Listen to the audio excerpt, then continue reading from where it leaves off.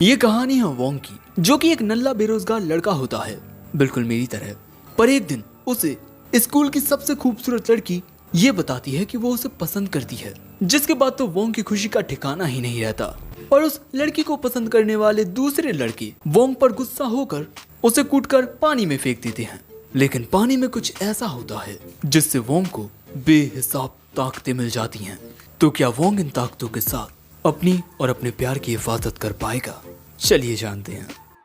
कहानी की शुरुआत में हम कुछ बच्चों को देखते हैं जो एक गेम खेल रहे थे। इस गेम में इन लकड़ी के पीसेस को निकालते हुए जो इस पूरे टावर को गिरा देगा उसे ट्रुथ या डेयर में से एक चुनना होगा। और यहाँ पर हमारी मेन हीरोइन याओ से ये टावर गिर जाता है। ये सब फैसला करते हैं कि याओ को यहाँ पर ट्रुथ चुनना होगा, यानी कि अब जो उससे पूछा जाएगा उसे उसका सही जवाब देना होगा। उससे उसके क्रश का नाम पूछा जाता है। हमारा मेन कैरेक्टर वोंग भी यही होता है। वैसे मैं बता दूं कि ये याओ का बचपन का दोस्त है। यहाँ पर बैठा एक हैंडसम लड़का कहता है, मुझे पूरा यकीन है याओ को वोंग जैसे बेवकूफ लड़के में कोई इंटरेस्ट नहीं होगा, उसे तो कोई मुझ जैसा हैंडसम सा लड़का पसंद आएगा। जिसके बाद याओ की दोस्त उससे पूछती है कि बताओ ना तुम्हारा क्रश कौन है। हमारा वोंग यहाँ काफी ज्यादा नर्वस होने लगता है और इसके बाद याओ शर्माते हुए अपने क्रश का नाम लेती है, वोंग। हैंडसम से लड़के को यकीन ही नहीं होता कि ये क्या बात कर रही है, पर याओ यहाँ बिल्कुल सच बोल रही है। उसे बचपन से ही वोंग बहुत पसंद है। अब भाई की खुशी का तो यहाँ ठिकाना ही नहीं रहता। लेकिन इसके बाद हम देखते हैं कि याओ को पसंद करने वाला एक और लड़का वोंग को पिटवा रहा है। क्या बे चिरकुट, तू जीते हुए थक गया है क्या? तू उस लड़की के बारे में सोच भी कैसे सकता है जिसे हमारे बिग ब्रदर पसंद करते हैं? वोंग कहता है, क्यों ना हम इस बारे में बैठकर बात करें। वैसे दोस्तों, ये है वो बिग ब्रदर जो याओ को पसंद करता है। इसका नाम है जुन और ये एक नंबर का छपरी है। यहाँ ये गुंडे मवाली वोंग को और पीटना चाहते थे और तभी जो जुन होता है वो याओ को कॉल करता है। वो उसे लाइव दिखाता है कि वोंग किस तरह से पिट रहा है। वोंग चिल्लाकर कहता है, ये मामला हम दोनों के बीच का है, तुम याओ को बीच में क्यों घसीट रहे हो? लेकिन उसके ऐसा बोलने की वजह से जो ये गुंडी छपरी होते हैं ये उसे पीटने लगते हैं। तभी जुन कहता है, क्या बे वोंग, तेरे को ज्यादा मस्ती सूझ रही है? हाँ, खबरदार जो अगली बार याओ के करीब भी दिखा। वहीं याओ को वोंग की बहुत चिंता हो रही थी, पर तभी वोंग कहता है, जुन, मैं तुझे याओ के कभी करीब नहीं आने दूंगा। और इसके बाद वोंग अपना सिर इस छपरी के मुंह में दे मारता है। लेकिन उसके ऐसा करने से वो नीचे नदी में गिर जाता है और यही देख जुन के हाथ से वोंग का फोन भी पानी में गिर जाता है। जुन कहता है, ये तो सच में मर गया, अब हम क्या करें? मैं तो उसे मारने की बात मजाक में कह रहा था। दोस्तों, जो वोंग होता है अब वो पानी में डूबने लगा था। वो याओ को याद करते हुए कहता है, मुझ में इतनी भी ताकत नहीं है कि मैं उस लड़की की हिफाजत कर सकूं जिससे मैं प्यार करता हूं। जिसके बाद हमें एक सीन दिखाया जाता है जब वोंग एलिमेंट्री स्कूल में था। तब किसी बच्चे के उसे परेशान करने की वजह से वो उससे डरकर भाग आया था और इसी वजह से बाकी के बच्चे उसका मजाक उड़ा रहे थे और इसीलिए बेचारा वोंग बारिश में अकेला बैठा हुआ था। पर तभी उसके पास याओ आती है। वो उसे देख पूछती है, तुम यहाँ क्यों छुपे हो? क्या तुम अपना काम नहीं करना चाहते? वोंग कहता है, ऐसा नहीं है, मैं अब घर जा रहा हूँ। पर तभी याओ देखती है कि वोंग को हाथ में थोड़ी चोट लगी है। वो कहती है, मुझे जरा ये चोट दिखाना। लेकिन इससे वोंग थोड़ा हड़बड़ा जाता है और इसके बाद याओ वोंग के हाथ पर बैंडेज लगा देती है। और शायद यही वो पल था जिसके बाद से वोंग याओ को पसंद करने लगा था। जिसके बाद बारिश भी थम जाती है और ये दोनों एक साथ घर चले जाते हैं। यही सब याद करते हुए वोंग इस वक्त पानी में डूब रहा था। पर तभी उसे पानी के अंदर कोई चमकती हुई चीज नजर आती है। वो उस चीज के पास जाकर उसे उठाता है। ये एक क्यूब होता है, पर अगले ही पल में ये क्यूब चमकते हुए वोंग के शरीर के अंदर चला जाता है, जिससे वोंग को बहुत तेज दर्द होने लगता है और अगले ही पल में वो टेलीपोर्ट हो जाता है। वो टेलीपोर्ट होकर पहुंचता है एक अलग ही डायमेंशन जैसी जगह में। वोंग अपने चारों ओर देख सोचता है, कहीं मैं मर तो नहीं गया हूं ना? लेकिन तभी उसे एक आवाज बताती है कि ये आपका एक टेलीपोर्टेशन एरिया है, आप जब चाहे यहाँ टेलीपोर्ट होकर आ सकते हैं। साथ ही आप 15 मीटर के दायरे में कहीं पर भी टेलीपोर्ट हो सकते हैं। और इसके बाद वोंग सीधा टेलीपोर्ट होकर यहाँ आसमान में पहुँचता है। पर यहाँ आसमान से वो नीचे नहीं गिरता। वो देखता है कि जुन और बाकी के छपरी उसे पानी में ढूंढ रहे हैं। लेकिन फिर वोंग यहाँ से भी टेलीपोर्ट हो जाता है। लेकिन तभी जुन को ये एहसास होता है जैसे आसमान में कोई था। जिसके बाद वोंग टेलीपोर्ट होकर अपनी स्कूल क्लास में पहुँचता है। तभी फिर से उसके सिस्टम की आवाज उसे सुनाई देने लगती है। इससे पहले कि वोंग उस सिस्टम से कुछ पूछता, उस जगह पर कोई आने लगता है। वो शख्स इस क्लासरूम में आता है और यहाँ उसे काफी सारा पानी नजर आता है। ये शायद से कोई सिक्योरिटी गार्ड है। वहीं हम देखते हैं कि वोंग टेलीपोर्ट होकर अपने घर आ चुका है और उसने नहा भी लिया है। जिसके बाद उसे याओ का कॉल आता है। याओ चिल्लाकर कहती है, बेवकूफ, इतनी देर में फोन उठाया तुमने? मुझे तुम्हारी कितनी चिंता हो रही थी। हमें उस जुन की कंप्लेंट पुलिस में करनी चाहिए। पर वोंग कहता है, हमें जल्दबाजी में आकर कोई भी फैसला नहीं लेना चाहिए। और इसके बाद आज बहुत सारी चीजें हुई हैं, तुम वहाँ आराम कर लो। जिसके बाद वोंग याओ का कॉल काट देता है और कहता है कि आज जो कुछ भी हुआ मुझे वो याओ को नहीं बताना चाहिए, वरना वो भी खतरे में आ सकती है। पर तभी फिर से वोंग को वही आवाज सुनाई देती है और वो आवाज उसे अपने अंदर से सुनाई दे रही थी, क्योंकि वो क्यूब उसके शरीर के अंदर ही था। और अगले ही पल में हवा में उड़ता हुआ वोंग यहाँ से गायब हो जाता है और उसके पीछे बचता है बस एक छोटा सा क्यूब। वोंग फिर से उस अलग डायमेंशन में आ चुका है। फिर से वही आवाज वोंग को बताती है कि आपको जो क्यूब मिला वो कोई मामूली क्यूब नहीं था और अब आप ही इस क्यूब के मास्टर हैं और इस क्यूब का नाम है the ultimate universe system. Wong को कुछ समझ ही नहीं आता कि क्या अल्टीमेट यूनिवर्स सिस्टम। सो वो आवाज उसे बताती है कि वो इस वक्त इस छोटे से क्यूब के अंदर है, पर इस क्यूब के अंदर एक अलग ही डायमेंशन मौजूद है। ये जान वोंग कहता है, तो तुम ही ने मुझे इतनी बार एक जगह से दूसरी जगह पर टेलीपोर्ट किया है ना? वो आवाज कहती है, हाँ। और इसके अगले ही पल में वोंग हवा में उड़ने लगता है और वो आवाज उससे कहती है, अब आप मेरे मास्टर हैं और मैं आपको इस दुनिया का राजा बनाऊंगा। और अब जब वोंग अपनी आंखें खोलता है तब वो खुद को हवा में उड़ता हुआ पाता है। जिसके बाद सिस्टम उसे बताता है कि अब आप यहाँ से 1 मिनट बाद ही टेलीपोर्ट हो पाएंगे, क्योंकि सिस्टम ने automatic energy saving mode on कर लिया है। जिसके बाद वो वहीं बैठकर सिस्टम से पूछता है, मैं अपनी मर्जी से किसी जगह पर टेलीपोर्ट कैसे हो सकता हूँ? सिस्टम बताता है कि आपको माइक्रोवेव रेडिएशन को सेंस करना होगा और ऐसा करने के लिए आपको अपनी आंखों का नहीं बल्कि अपने कोर का यूज करना होगा। और दोस्तों, ऐसा करके वोंग 15 मीटर के दायरे में मौजूद किसी भी चीज को देख सकता है। जिसके बाद वोंग इसका इस्तेमाल करके किसी के घर को देखना शुरू करता है। उसे हर एक चीज बिल्कुल सही ढंग से दिखाई दे रही थी और ऐसे ही वो कंसंट्रेट करते रहता है। पर तभी अचानक एक बिल्ली वोंग की इस एनर्जी को भांप लेती है। जिसके बाद वोंग खुद को इसी डायमेंशन के अंदर पाता है। वो बहुत ज्यादा थक चुका है, क्योंकि माइक्रोवेव रेडिएशन का यूज करना बहुत ज्यादा एनर्जी कंज्यूमिंग होता है। और अचानक ही वोंग को सीने में दर्द होता है और वो वहीं बेहोश होकर गिर पड़ता है। और फिर जब उसे होश आता है वो खुद को अपने कमरे में पाता है। वो समझ चुका है कि इस ताकत का इस्तेमाल करना आसान नहीं होने वाला। तभी वोंग को अपने बगल में ये छोटा सा क्यूब नजर आता है। वोंग पूछता है, तुम कहाँ से आ गए? सिस्टम बताता है कि अगर वो वोंग के शरीर में रहा तब वो लगातार उसकी एनर्जी को कंज्यूम करता रहेगा और अगर वोंग की मौत हो जाती है तब ये सिस्टम भी गायब हो जाएगा। ये बात सुनने के बाद वोंग उस क्यूब को उठाकर उससे पूछता है, तो क्या मैं एक सुपर ह्यूमन बन चुका हूँ? वो कहता है, हाँ बिल्कुल। जिसके बाद वोंग गूगल पर सर्च करता है इस बात का पता लगाने के लिए कि आखिर इस क्यूब को बनाया किसने है, पर उसे कुछ पता नहीं चलता। तभी वो देखता है कि उसे याओ का मैसेज आया है, जहाँ वो कल उसे लंच के लिए इनवाइट कर रही है। ये मैसेज पर वो बहुत खुश हो जाता है, पर तभी उसे याद आता है कि उसके साथ क्या हुआ था। वो यहाँ कसम खाता है कि अब वो किसी को भी याओ को परेशान नहीं करने देगा। हे सिस्टम, मुझे बताओ कि मैं किस तरह अपनी ताकत को बढ़ा सकता हूँ। सिस्टम उसे बताता है कि अगर वो एनर्जी जेम्स को एब्सॉर्ब करेगा तो इससे उसकी ताकत बढ़ जाएगी। सरल शब्दों में इन्हें पत्थर चाहिए होंगे, क्योंकि पत्थर ही इस दुनिया में सबसे पुराने मैक्रोस्कोपिक मटेरियल हैं। साथ ही वोंग को ये भी पता चलता है कि उसकी एनर्जी बढ़ाने के लिए वो मामूली पत्थरों का भी इस्तेमाल कर सकता है, क्योंकि उनमें भी एनर्जी होती है। लेकिन असल मायनों में अपनी ताकत बहुत ज्यादा बढ़ाने के लिए उसे स्पेशल जेम्स खाने होंगे। एग्जाम्पल के लिए वोंग के घर पर मौजूद क्रिस्मेटाइट, साथ ही वोंग की माँ की सबसे ज्यादा प्यारी डायमंड रिंग। वोंग का दिमाग घूम जाता है, क्योंकि ये बहुत ही ज्यादा महंगी चीजें होती हैं। सो तभी सिस्टम वोंग को एक और जेम के बारे में बताता है जो वोंग के गार्डन में मौजूद है। सो अब वोंग तैयार होकर एक शॉवल के साथ टेलीपोर्ट होकर बाहर गार्डन में आ जाता है, क्योंकि उसे जल्द से जल्द अपनी ताकत बढ़ानी है ताकि वो हमेशा याओ की हिफाजत कर पाए। लेकिन अब वो सिस्टम से पूछता है कि वैसे वो जेम कहाँ है। सो सिस्टम बताता है कि उस जेम को डिटेक्ट करने के लिए आपको माइक्रोवेव रेडिएशन का यूज करना होगा। सो वोंग बिल्कुल ऐसा ही करके उस जेम स्टोन को ढूंढना शुरू कर देता है और उसे एक पेड़ के नीचे वो जेम स्टोन दिख जाता है। लेकिन उस स्टोन को निकालने पर वोंग को तो ये एक मामूली पत्थर ही लगता है, पर अगले ही पल में कुछ पलों के लिए ये स्टोन एनर्जी को रेडिएट करता है और इसके बाद वोंग फिर से अपने क्यूब डायमेंशन में आकर उस जेम स्टोन को इस तरह से सिस्टम को खिला देता है और सिर्फ इस जेम स्टोन से ही इस सिस्टम की पावर काफी बढ़ जाती है। वोंग को भी ये ताकत महसूस होने लगती है, लेकिन ये बस एक लो क्वालिटी जेम था। इससे वोंग की ताकत के सिर्फ 2 पॉइंट्स ही बढ़े हैं, लेकिन हाँ, इससे वोंग की कॉम्बैट पावर काफी इंक्रीज हो चुकी होगी और इसी तरह धीरे धीरे वो इस दुनिया का राजा बन जाएगा।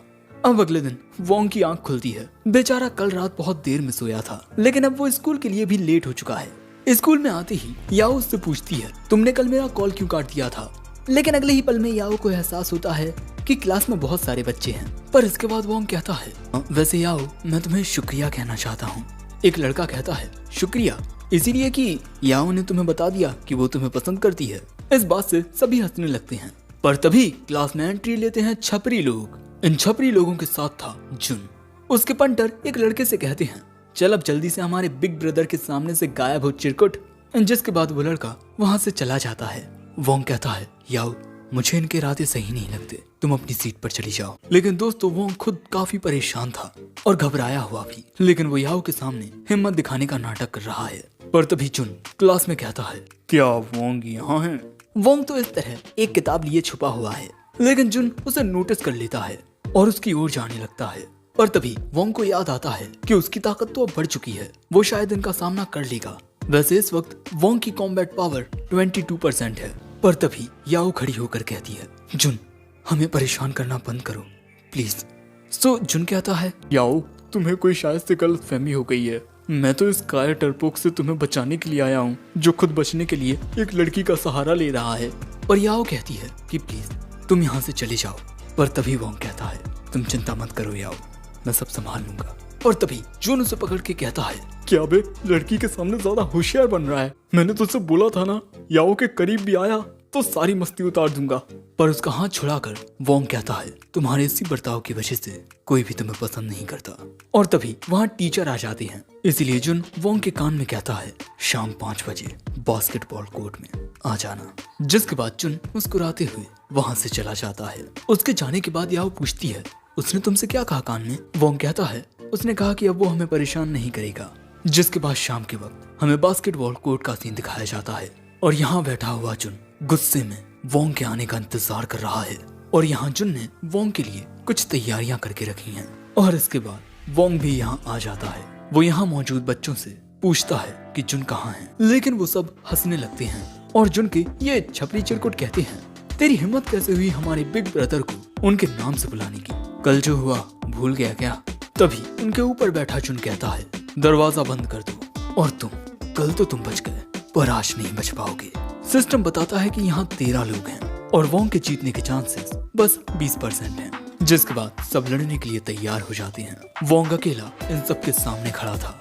जुन कहता है, देखो, अगर तुम माफी मांगकर मेरे सामने गड़गड़ाओ और कहो कि अब तुम याओ के साये के सामने भी नहीं आओगे, तब मैं तुम्हें जाने दूंगा। पर वोंग कहता है, देखते हैं कौन क्या करता है। ये सुन जुन को और भी ज्यादा गुस्सा आ जाता है। तभी इनके बीच में से एक टकला निकलकर वोंग के सामने आता है और कहता है, इसे तो मैं अकेला ही संभाल लूंगा, तुम सब दूर रहो। सिस्टम बताता है कि इस टकले की कॉम्बैट पावर 10% है, यानी कि वोंग इससे आसानी से जीत जाएगा। जिसके बाद वो टकला एक बॉल उठाता है और फिर वोंग को पीटने के लिए आगे बढ़ता है। अगले ही पल में टकला वोंग की ओर अपनी पूरी ताकत से बॉल फेंकता है। वोंग जैसे ही उस बॉल से बचने के लिए मुड़ता है, वो टकला उतनी देर में आकर वोंग पर लगातार हमले करने लगता है। दूसरी ओर याओ वोंग को कॉल करने की कोशिश कर रही है, पर उसका कॉल लग ही नहीं रहा। यहाँ वोंग और उस टकले के बीच मुकाबला चल रहा है। सभी लोग टकले को चीयर कर रहे हैं, पर लगातार हमले करने की वजह से टकला अब थक चुका है।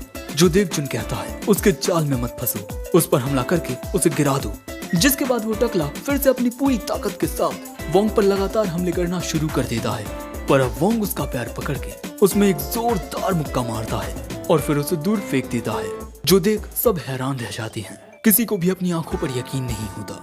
वोंग कहता है, जुन, अब शायद से तुम्हें खुद लड़ने के लिए आना चाहिए। पर जुन हंसते हुए कहता है, मैं अकेला क्यों आऊं जब हम सब आ सकते हैं। यानी कि अब ये सब एक साथ वोंग पर हमला करेंगे और इन सब से वोंग के जीतने के चांसेस बस 30% हैं। जुन कहता है, तुम हम सबका मुकाबला कैसे करोगे? और अब ये लोग वोंग को घेरना शुरू कर देते हैं। वोंग अब चारों ओर से घिर चुका है, जिसके बाद ये सभी वोंग पर टूट पड़ते हैं। वोंग एक साथ इन सबसे लड़ने की कोशिश करने लगता है, लेकिन शायद से जल्द ही वो थक जाता है। जुन कहता है कि क्यों, क्या हुआ, बस इतनी ही ताकत थी। दूसरी ओर जुन का ये छपरी बड़े कुंफू कराटे दिखा रहा था, सो वोंग सीधा इसकी ओर जाकर इसके अखरोट फोड़ देता है, जिसके बाद बेचारा छपरी हवा में उड़ता हुआ जाता है। जो देख जुन कहता है इसको तो हमें अभी सबक सिखाना पड़ेगा, सभी एक साथ हमला करो। और जैसे ही ये लोग वोंग की ओर आते हैं, वोंग उछलकर उनसे दूर हो जाता है और इसके बाद वो लात मारकर दो लोगों को गिरा भी देता है। पर तभी एक लड़का उसे पकड़ लेता है, जिस मौके का फायदा उठाकर दूसरा लड़का वोंग को लात मार के गिरा देता है। जुन खुश होता हुआ कहता है बहुत अच्छे। लेकिन इसके बाद वोंग फिर से लड़ने के लिए खड़ा हो उठता है, लेकिन इसके बाद वो सभी एक साथ मिलकर फिर से वोंग को पीटना शुरू कर देते हैं। लेकिन इस बार वोंग उन्हें मुंह तोड़ जवाब देता है। वो उन्हें पीटता है और एक आदमी को वो घुमाकर इस तरह जुन के ही ऊपर फेंक देता है। और इसके बाद जब जुन वोंग को देखता है तब वोंग उसके सभी पंटरों को हरा चुका था। उसे अपनी आंखों पर यकीन नहीं होता, आखिर वोंग अचानक इतना ताकतवर कैसे हो गया। पर वोंग भी हद से ज्यादा थक चुका है, पर इसके बावजूद भी वो जुन की ओर जाता है। जुन घबराते हुए कहता है मेरे करीब मत आओ।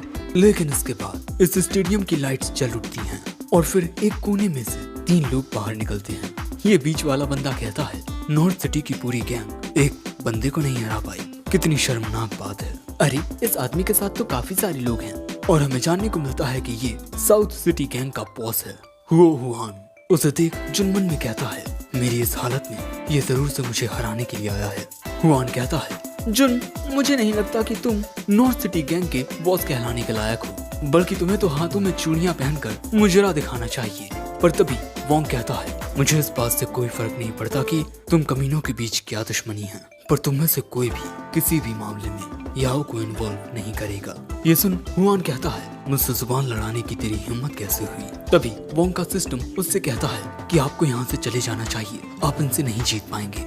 और हुआन कहता है जुन शायद से मुझे तुम्हें दिखाना चाहिए कि एक बॉस होता क्या है। जिसके बाद उसके सभी पंटर वोंग के पीछे पड़ जाते हैं, सो वोंग अब उनसे भागना शुरू कर देता है। अब जैसे ही वो सभी वोंग पर हमला करने ही वाले थे कि तभी वोंग वहाँ से टेलीपोर्ट हो जाता है और इसके बाद वो उस जगह की लाइट्स बंद करके इन्हीं के पीछे आ जाता है। और जब ये बॉस पीछे मुड़कर देखता है तब इसकी आंखों के सामने वोंग था। वोंग इसे उठाकर जमीन में दे मारता है और इसके बाद वो उसके सभी पंटरों से लड़ने लगता है और उन्हें अच्छे से कूटने भी लगता है। पर कुछ देर बाद हम देखते हैं कि एक बंदा इस जगह की लाइट्स को ऑन कर देता है, लेकिन तब तक वोंग सभी को पीट चुका था।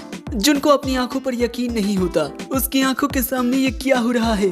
आखिर एक बंदा इतने सारे लोगों को कैसे पीट सकता है। लेकिन तभी हम देखते हैं कि इस जगह के बाहर याओ कुछ लोगों को लेकर आ जाती है। ये सभी एडमिनिस्ट्रेटर्स होते हैं। याओ यहाँ कहती है मेरा दोस्त अंदर फंसा हुआ है। जब वोंग का ध्यान इन दूसरी चीजों पर था, उसी मौके का फायदा उठाकर जुन चुपके से निकलने लगता है, लेकिन अगले ही पल में वोंग उसके सामने आ जाता है। जो देख जुन गिड़गिड़ाते हुए उससे माफी मांगने लगता है। वोंग कहता है ठीक है, मैं तुम्हें माफ तो कर दूंगा, पर मेरा थोड़ा काम करो। अब इसके बाद जैसे ही ये लोग दरवाजा खोलते हैं, याओ देखती है कि जुन वोंग को पीट रहा है। जिसके बाद रिपोर्ट में बताया जाता है कि जुन ने अपने आदमियों के साथ मिलकर हुआन के आदमियों से लड़ाई की और इनके बीच बेचारा वोंग बेफिजूल में फंस गया। और इसी तरह यह मुद्दा खत्म हो जाता है और वोंग अब बस खुद को और ताकतवर बनाने पर ध्यान देगा, ताकि वो उन सबकी हिफाजत कर सके जो उसके दिल के करीब हैं। और इसीलिए वोंग और भी अच्छे जेम स्टोन्स ढूंढने के लिए ज्वेलरी स्टोर में आता है। पर इनकी कीमत तो भैया बहुत ज्यादा होती है। जब वो यही सब देख रहा था तभी एक आंटी वोंग को गंदे गंदे इशारे करती हैं, बेचारा। जिसके बाद हम देखते हैं कि वोंग अपनी सारी सेविंग्स खर्च करके जेम स्टोन्स ढूंढने के लिए कुछ इक्विपमेंट खरीद लेता है और इसके बाद वो अपना सारा सामान लेकर पास ही के एक पहाड़ पर आता है। पर बहुत ज्यादा ढूंढने के बाद भी बेचारे को ठेंगा नहीं मिलता। इसी वजह से वो फ्रस्ट्रेट होने लगता है और वहीं लेट जाता है। पर तभी सिस्टम उसे बताता है कि उसे इस जगह के नीचे एक अंडरग्राउंड एरिया सेंस हो रहा है, लेकिन वोंग वहां टेलीपोर्ट होकर नहीं जा सकता क्योंकि वो एक सील्ड अंडरग्राउंड स्पेस है। सो अब उसे एक आइडिया आता है। वो एक तालाब जैसी जगह के पास आता है और इसके बाद वो अपनी माइक्रोवेव रेडिएशन पावर से समझ जाता है कि ये वही जगह है और अब वो इस जगह के अंदर टेलीपोर्ट होकर आ जाता है। लेकिन ये जगह बहुत ही ज्यादा स्लिपरी थी। जिसके बाद वोंग इस जगह को टॉर्च के जरिए देखना शुरू करता है और तभी अचानक बेचारा एक मेंढक को देखकर डर जाता है। पर तभी सिस्टम उसे बताता है कि थोड़ी ही दूरी पर एक जेम स्टोन मौजूद है, लेकिन वोंग के सामने तो सिर्फ एक दीवार होती है। इसी वजह से बेचारा उदास हो जाता है। इतनी ज्यादा मेहनत करने के बाद भी उसे कुछ नहीं मिला। लेकिन तभी अचानक उसे कहीं से हवा आती हुई महसूस होती है। उसे ऊपर चट्टान में एक होल दिखाई देता है, जिसके बाद वोंग उस जगह पर टेलीपोर्ट होकर पहुंच जाता है। लेकिन जैसे ही वो अपने कदम आगे बढ़ाता है, वो देखता है कि उसके आगे तो जमीन ही नहीं है। उसकी टॉर्च भी नीचे गिर जाती है। तभी सिस्टम उसे बताता है कि उसे वो जेम स्टोन आसपास ही महसूस हो रहा है। तभी वोंग को वो जेम स्टोन दिख जाते हैं, लेकिन वो काफी दूरी पर थे और वहां तक वोंग टेलीपोर्ट नहीं कर पाएगा। इसीलिए अब वो सोचने लगता है कि क्या किया जाए। और तभी अचानक हमें वोंग के पीछे एक बहुत ही बड़ा सांप दिखाई देता है। और जैसे ही ये वोंग पर हमला करने वाला था, वोंग टेलीपोर्ट होकर थोड़ा आगे आ जाता है और वो सांप पीछे वोंग को ढूंढता ही रह जाता है। इसी तरह हम देखते हैं कि वोंग धीरे धीरे आगे बढ़ने लगता है, लेकिन ये जगह होती बहुत ज्यादा खतरनाक है।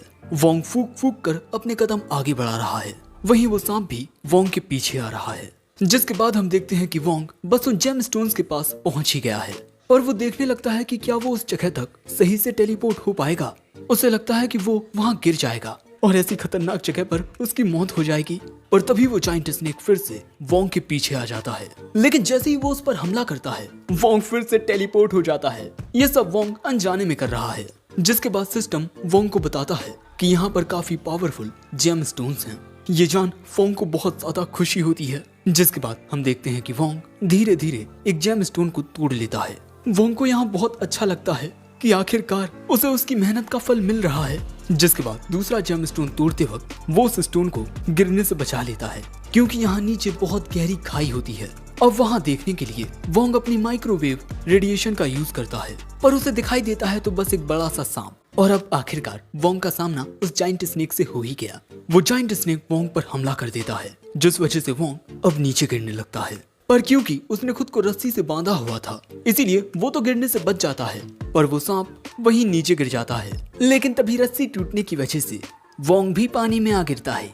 उसके पानी में गिरते ही वो सांप फिर से वोंग को खाने ही वाला था कि तभी वोंग अपना शॉवल उठाकर उसे लड़ने की कोशिश करता है, पर वो सांप उसे दबोच लेता है। और क्योंकि इस सांप ने उसे पकड़ा हुआ है, इसीलिए वो अपने क्यूब डायमेंशन में भी नहीं जा सकता।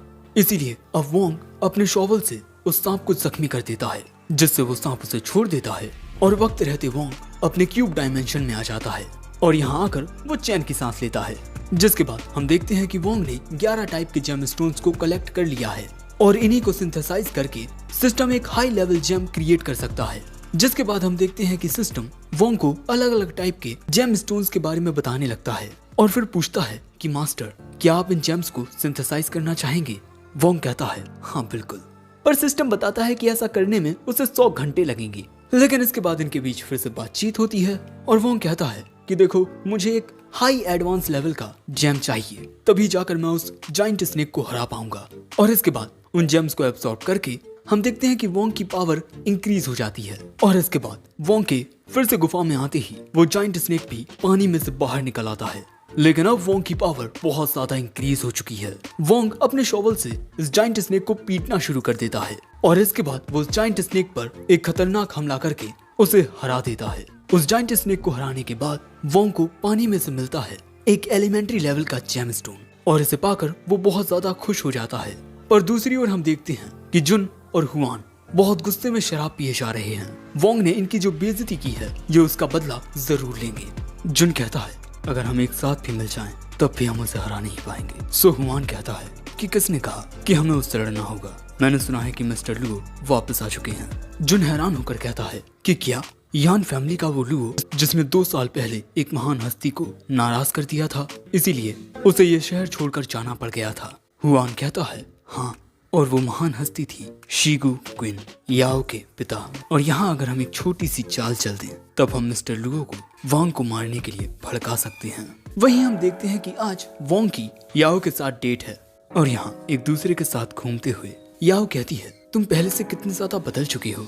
वोंग याओ का हाथ थाम उससे कहता है मेरी वजह से तुमने बहुत जिल्लत सहली, पर मैं वादा करता हूँ कि मैं तुम्हारी हिफाजत करूंगा। याओ कहती है मैं तुम्हें सब कुछ अकेले नहीं करने दूंगी। वोंग कहता है ठीक है, तो हम एक साथ करेंगे, ओके? ये बात सुन याओ मुस्कुराकर वोंग को खींचकर ले जाती है। जिसके बाद ये दोनों एक दूसरे के साथ काफी प्यारा वक्त गुजारते हैं। जिसके बाद एक साथ बैठकर ये दोनों एक गेम खेलते हैं। याओ पूछती है, बताओ कि खजाना किस हाथ में है। यहाँ पर वोंग अपनी माइक्रोवेव रेडिएशन का यूज करता है और वो बिल्कुल सही बताता है कि खजाना किस हाथ में है। जिसके बाद याओ फिर से वोंग से पूछती है। वोंग फिर से सही जवाब देता है और ऐसे ही बार बार करने की वजह से बेचारी याओ की सारी चॉकलेट्स खत्म हो जाती हैं। वो वोंग से पूछती है, तुम बार बार सही जवाब कैसे दे रहे हो। वोंग यहाँ झूठ कहता है, मैंने तुम्हारी मूवमेंट्स को ऑब्जर्व किया। लेकिन याओ को वोंग की बात पर पूरी तरह से यकीन नहीं होता। उसे अभी भी दाल में कुछ काला नजर आता है। पर इसके बाद वोंग याओ के हाथ में एक जेम क्रिस्टल देता है। याओ इस पत्थर को गौर से देखती है। ये बहुत खूबसूरत था। वोंग कहता है, वैसे मुझे ये पत्थर नदी किनारे मिला था। याओ कहती है, झूठ मत बोलो। अब अगले दिन हम देखते हैं कि जब वोंग याओ को कॉल करने की कोशिश करता है तब याओ उसका कॉल नहीं उठाती और फिर काफी देर इंतजार करने के बाद जब याओ नहीं आती तब वोंग को लगता है कि शायद वो सो रही होगी। पर तभी दो लड़के वहाँ से बात करते हुए गुजरते हैं कि तुम्हें पता है शिंघाई अपार्टमेंट में कोई घटना घट गई है।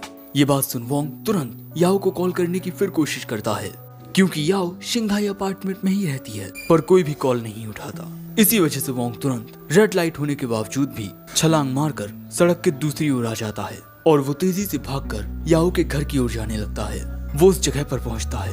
यहाँ बहुत ज्यादा भीड़ लगी हुई थी। वोंग को याओ की माँ दिखती है जो पुलिस ऑफिसर से कह रही थी कि प्लीज मेरी बेटी को ढूंढ दीजिए, किसी ने याओ को किडनैप कर लिया है। अब इस बात की खबर चारों ओर फैल जाती है कि शिंघाई अपार्टमेंट में रहने वाली एक लड़की जिसका नाम याओ है वो इस वक्त गायब है। वोंग सोचता है आखिर ये किसने किया होगा। तभी उसे यहाँ जुन नजर आता है। जिसके बाद हम जुन को एक सुनसान सी जगह पर देखते हैं। तभी उसके सामने वोंग आ जाता है। उसे देख जुन कहता है, अरे बड़े भैया आप यहाँ। वोंग कहता है, तुम मुझे खुद बताओगे या मैं एक दूसरा तरीका आजमाऊं। और वोंग के बस दीवार को अपना हाथ मारने से ही ये पूरा स्टोर हिल जाता है जो देख जुन डर जाता है और वोंग को सब कुछ बता देता है। जिसके बाद हमें एक बिल्डिंग का सीन दिखाया जाता है जो अभी पूरी तरह से बनी नहीं है। यहाँ दो बंदे होते हैं। उनमें से एक कहता है, तो तुम मेरा इस्तेमाल करना चाहते थे पर लुओ यान को बेवकूफ बनाना नामुमकिन है हुआन। क्योंकि हुआन ने इससे झूठ बोला इसीलिए लुओ ने हुआन की ऐसी हालत कर दी है। हुआन यहाँ रोते हुए रहम की भीख मांगता है पर लुओ उसे पीटना शुरू कर देता है और जो यहाँ हो रहा था उसे देख याओ की रूह कांप रही थी। जिसके बाद लुओ याओ के पास आकर कहता है, तुम देख चुकी हो ना मुझे गुस्सा दिलाने का नतीजा। तो अब जो मैं पूछ रहा हूँ सच सच बताना, शिगुकिन के साथ तुम्हारा रिश्ता क्या है।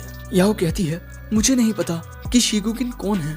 पर लुओ कहता है, अच्छा तो तुम उसे नहीं जानती पर वो तो तुम्हें बचाने के लिए organisation of extraordinary man के खिलाफ चला गया था। लेकिन याओ यही कहती है कि वो उसे नहीं जानती। जो सुन लुओ कहता है, भूली हुई बातें याद दिलाने का मुझे काफी अच्छा तरीका आता है। और इसके बाद जब वो उसे मारने ही वाला था कि तभी उसका ये अंकल उसे रोक कर कहता है कि भले ही ये लड़की शिगुकिन को जानती हो या नहीं पर शिगुकिन इसकी काफी परवाह करता है। लेकिन इसके बावजूद भी वो अब तक इसे बचाने के लिए नहीं आया। शायद कोई तो ऐसा राज है जो इस लड़की के बारे में छुपा हुआ है और शायद वो राज हमें ये बता सके कि हम शिगुकिन को कैसे मार सकते हैं। क्योंकि भले ही इस वक्त हम शिगुकिन को इस लड़की का झांसा देकर यहाँ बुला लें लेकिन हम उससे जीत नहीं पाएंगे। और अगर इस वक्त हमने इस लड़की को मार भी दिया तब शिगुकिन क्या करेगा वो हम सोच तक नहीं सकते। इसीलिए आपको इस लड़की की जान बख्श देनी चाहिए और हम इस लड़की का इस्तेमाल शिगुकिन को डराने के लिए करेंगे। लुओ कहता है, ठीक है जैसा आप कहो। जिसके बाद अंकल याओ से कहता है, अगर तुम हमारी बात सही से मानोगी तब हम दोनों के लिए ही बेहतर रहेगा। दूसरी ओर जुन वोंग को सब कुछ बता चुका है कि वोंग से बदला लेने के लिए इन्होंने मिस्टर लुओ का इस्तेमाल किया। जिसके बाद जुन पूछता है, क्या तुमने नीलिंग इन कार्प सिटी में हुए इंसिडेंट के बारे में सुना है। कहा जाता है कि मिस्टर लुओ ने एक पावरफुल फैमिली के यंग मास्टर को बहुत पीटा था। इसीलिए उस यंग मास्टर ने लुओ से बदला लेने के लिए अपने एक बहुत ही पावरफुल अंकल को बुलाया। और इसके बाद जब वो अंकल अपने आदमियों को लेकर मिस्टर लुओ से मिलने पहुंचे तो वो उसे देखते ही गिड़गिड़ाने लगे और उन्होंने रहम की भीख मांगी। पर मिस्टर लुओ के जाने के बाद भी वो दोनों घुटनों के बल बैठे रहे और इसीलिए इस इंसिडेंट को नीलिंग इन कार्प स्ट्रीट कहा जाता है। ये सुन वोंग पूछता है, तो शिगुकिन कौन है। जुन कहता है, क्या तुम्हें याद है मिडिल स्कूल में याओ के साथ एक इंसिडेंट हुआ था। कुछ लोग उसे पकड़ने आए थे पर उसे बचाया शिगुकिन ने। कहा जाता है कि सैकड़ों लोग शिगुकिन को पकड़ना चाहते हैं पर अब तक कोई ऐसा कर नहीं पाया। यहाँ तक कि शिगुकिन लुगोयान की 2 उंगलियां भी काट चुका है। जिसके बाद लुगोयान ने शिगुकिन को ढूंढने की बहुत कोशिशें की, पर वो उसे कभी ना मिला। और फिर लुगोयान को उसके परिवार ने छोड़ दिया, और इन सब की वजह लुगोयान शिगुकिन को मानता है, और इसीलिए वो हर कीमत पर उससे बदला लेना चाहता है। तुमने ये कहावत तो सुनी ही होगी, हमें कभी भी अपने से बड़े से पंगा नहीं लेना चाहिए।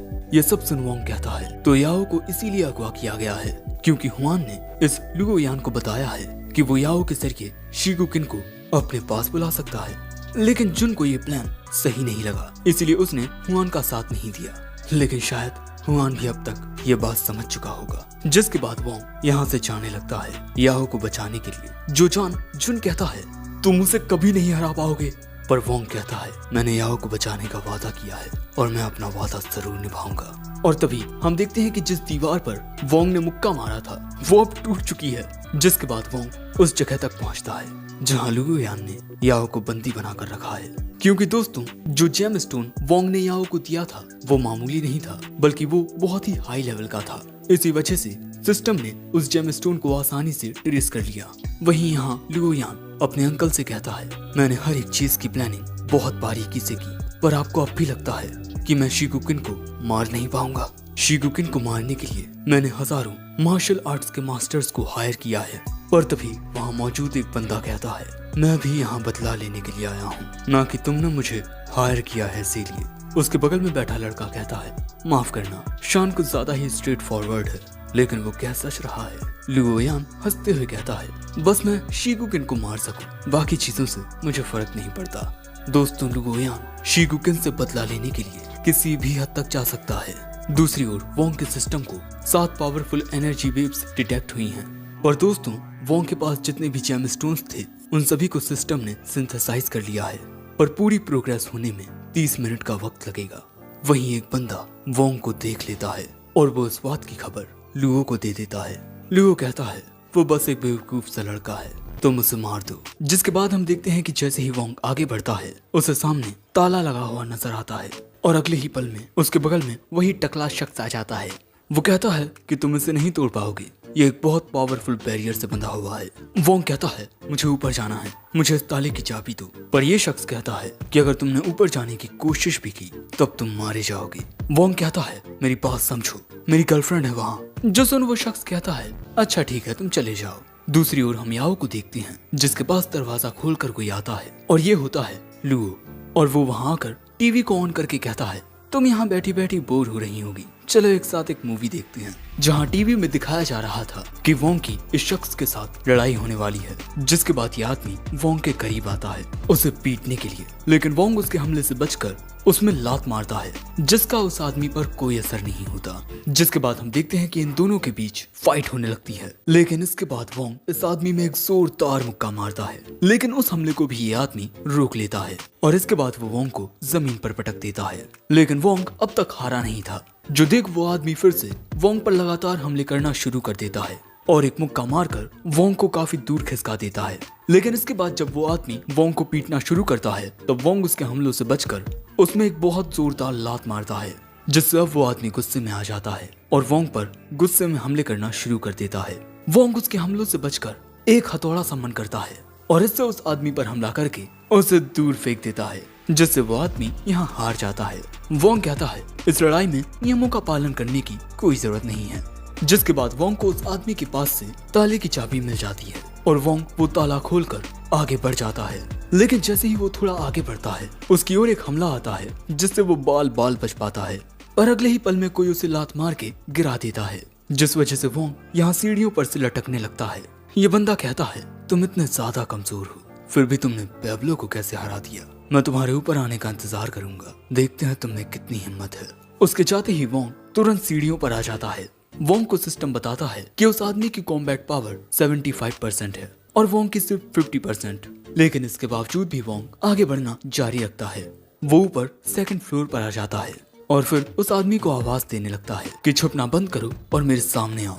हम देखते हैं कि वो आदमी वहीं छत से चिपका हुआ है और अगले ही पल में वो वोंग से लड़ने के लिए आ जाता है। जिसके बाद वो अपनी ब्लेड से वोंग पर हमले करना शुरू कर देता है। साथ ही हम देखते हैं कि वो अपनी इस ब्लेड को कंट्रोल भी कर सकता है। पर तभी वोंग उसमें लात मार के उसे दूर फेंक देता है और फिर कहता है जल्दी से मुझे अपनी ताकत दिखाओ क्योंकि मुझे अभी नेक्स्ट फ्लोर पर भी पहुंचना है। पर अगले ही पल में वो आदमी वोंग के सामने से गायब हो जाता है। हम देखते हैं कि वो आदमी यहाँ छुप गया है और ये अपने मन में कहता है तुम मुझे नहीं हरा सकते, मैं डैगर ली का वारिस हूँ। मुझे मेरे मास्टर के द्वारा बचपन से ही एक अंधेरे कमरे में ट्रेन किया गया है और मैंने उस कमरे में नर्क जैसी ट्रेनिंग की है, तब जाकर मैं आज इतना ताकतवर बन पाया हूँ।